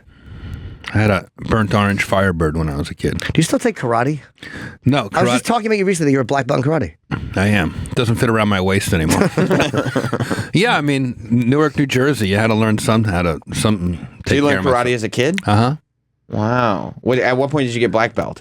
I grew up in Newark, and there was no phys ed in my poor town, so my mom dragged me to karate school at 6.5, and by 10.5, 11, I was a black belt. Really? Yeah. Did you ever have to use it? Yeah. You did? So you got into fights as a kid? It was more like I would stop fights or stick up for like kids that were getting bullied, but I don't think I got in fights. Are you still? Did you continue your training, or are you way out of training? I'm way out of training. Yeah, but I feel like if somebody came at me, I could defend myself. You'd have some basic. It doesn't stay away from me. Yeah, like if I flinch, I don't flinch like I'm going to get hit. I flinch like I'm going to defend myself. You do. That's interesting. Do you watch MMA or any of that stuff, or any physical combat sports? No, I've been getting into WWE lately. Oh, you have? It's a little different. Sure. Yeah, but I was here the other day when there was a bunch of wrestlers here. Yeah, a couple Fridays ago. Eric Bischoff was here, and JBL. JBL was here. Bruce Pritchard. Yeah, Jeff came in to okay. hang out for a little bit. Yeah, I was away. I said, JBL, the favorite thing you've ever announced, my favorite thing that you've ever announced was your retirement. Wrestlers are sometimes because I was reading The Room when you did that, and wrestlers are sometimes like cops in the way that they're not really used to being the butt of the joke either. Yeah. It was pretty fun, actually. Did they laugh? Oh, yeah. Yeah. That was a good one. Yeah. It's the worst when you say fuck it and you go for it and it bombs. Yeah. Someone at home was laughing, though. You always figure someone at home's cracking. Somebody's enjoying it. Yep. I thought it was funny. Yeah, I was enjoying it. I wasn't here. To Jeff's at Caroline's, by the way, Thursday through Sunday. Yeah. 212-757-4100. It's on 50th and Broadway. Great club. I'm guessing 1 Thursday, 1 Sunday, 2 Friday, 2 Saturday. That's correct. Whoa. Yamanika Saunders and Namish Patel are... is it Namish or Nimesh? Nimesh, yeah. I know him well. I saw him last night, actually. He wants to come on the show. I like him a lot. Great guy. He's writing for Saturday Night Live. Yeah, he's great. So we're going to have a funny show. And I think Attell will come by and maybe some special guests. It's fun. It's Caroline's. I haven't been there in a while. It's going to be fun. Yeah, it's a fun club. Yeah, I haven't... Are you... and you're doing stuff with Attell after this, like in March, right? Yeah. You're going on a little tour? Then I do a gig in Aspen in 2 weeks by myself, and then Attell... Bumping Mike's comedy team of Jeff and Dave. We are hitting Portland, Seattle, Tahoe. Are you guys on stage at the same time? Borgata.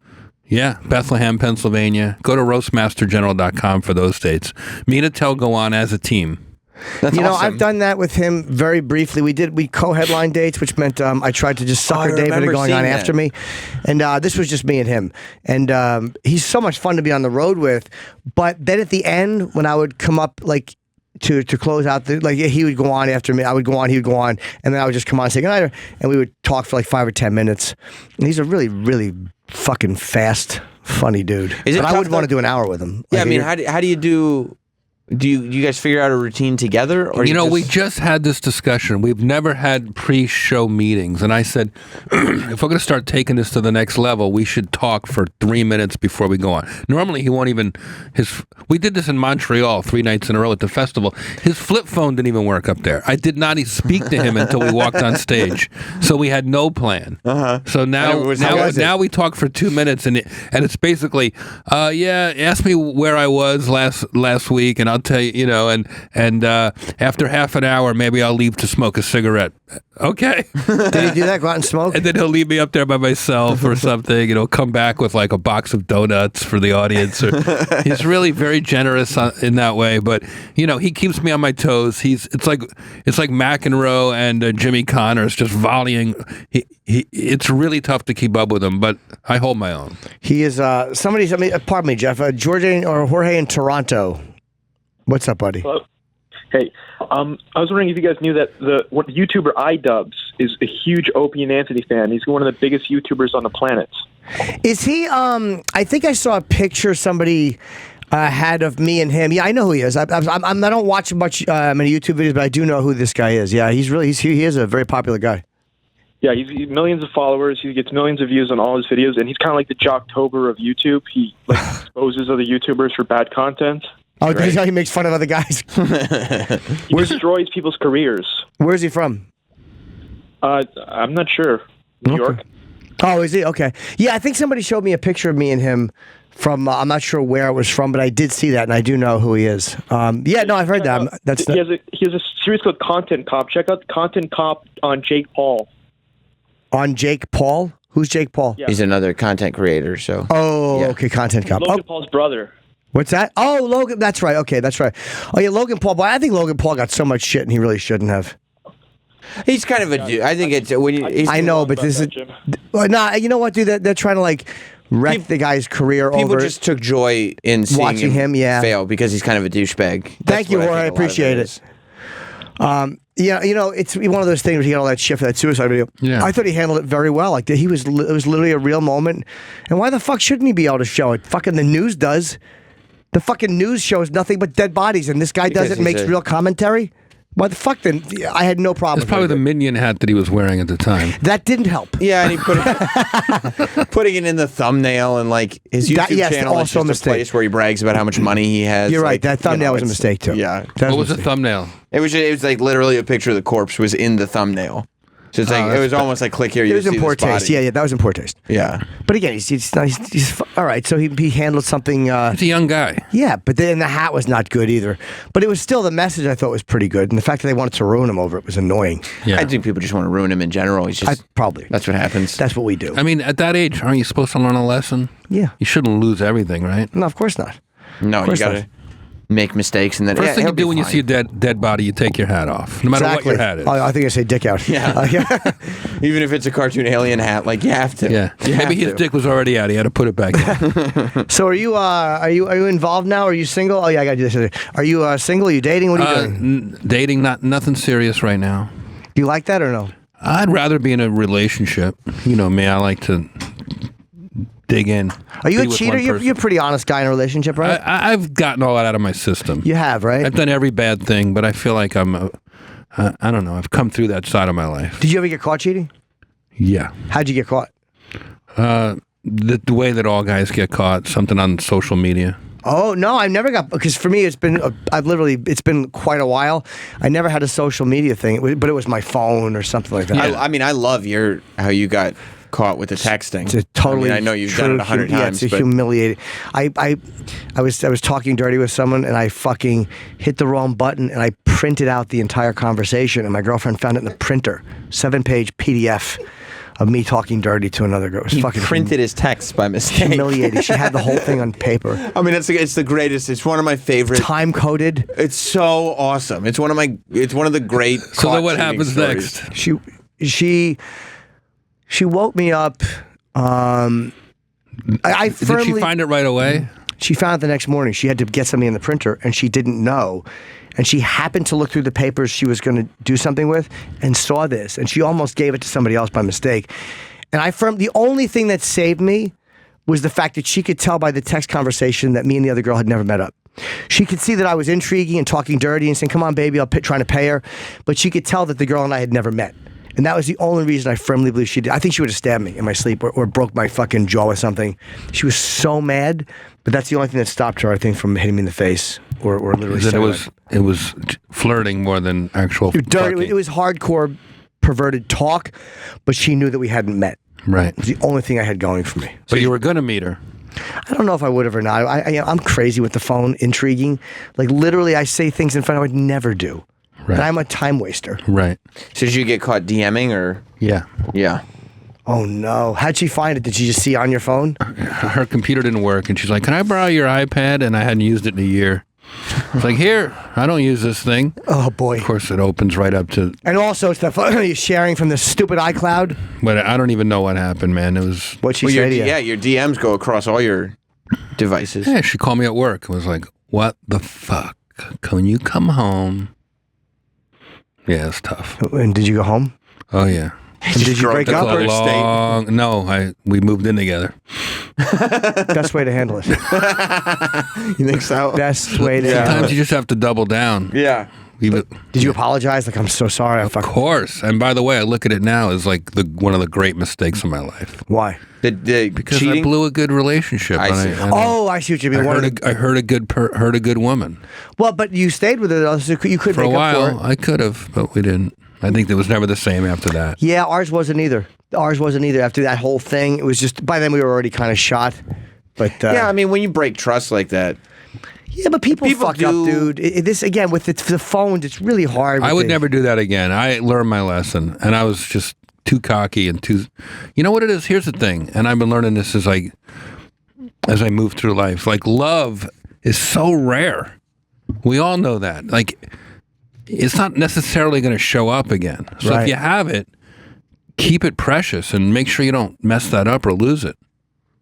Yeah, I was talking to somebody about that. Sex is common, but love is rare. That was talking about like being in a relationship and how hard it is not to cheat when they're used to being promiscuous, you know? And I was like, the thing that'll trick you is that you'll get comfortable in your relationship and you'll forget that actually finding somebody that you get along with is totally uncommon. Like, you'll just take that for granted and you'll be like, oh, whatever, I'll fuck one of these other chicks and I'll find somebody else like that. And it's like, oh, wait, I forgot.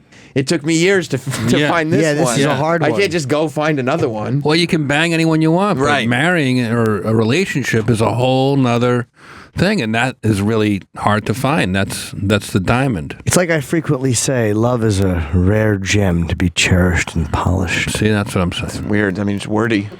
I say it often. Yeah. Some say love it is a river.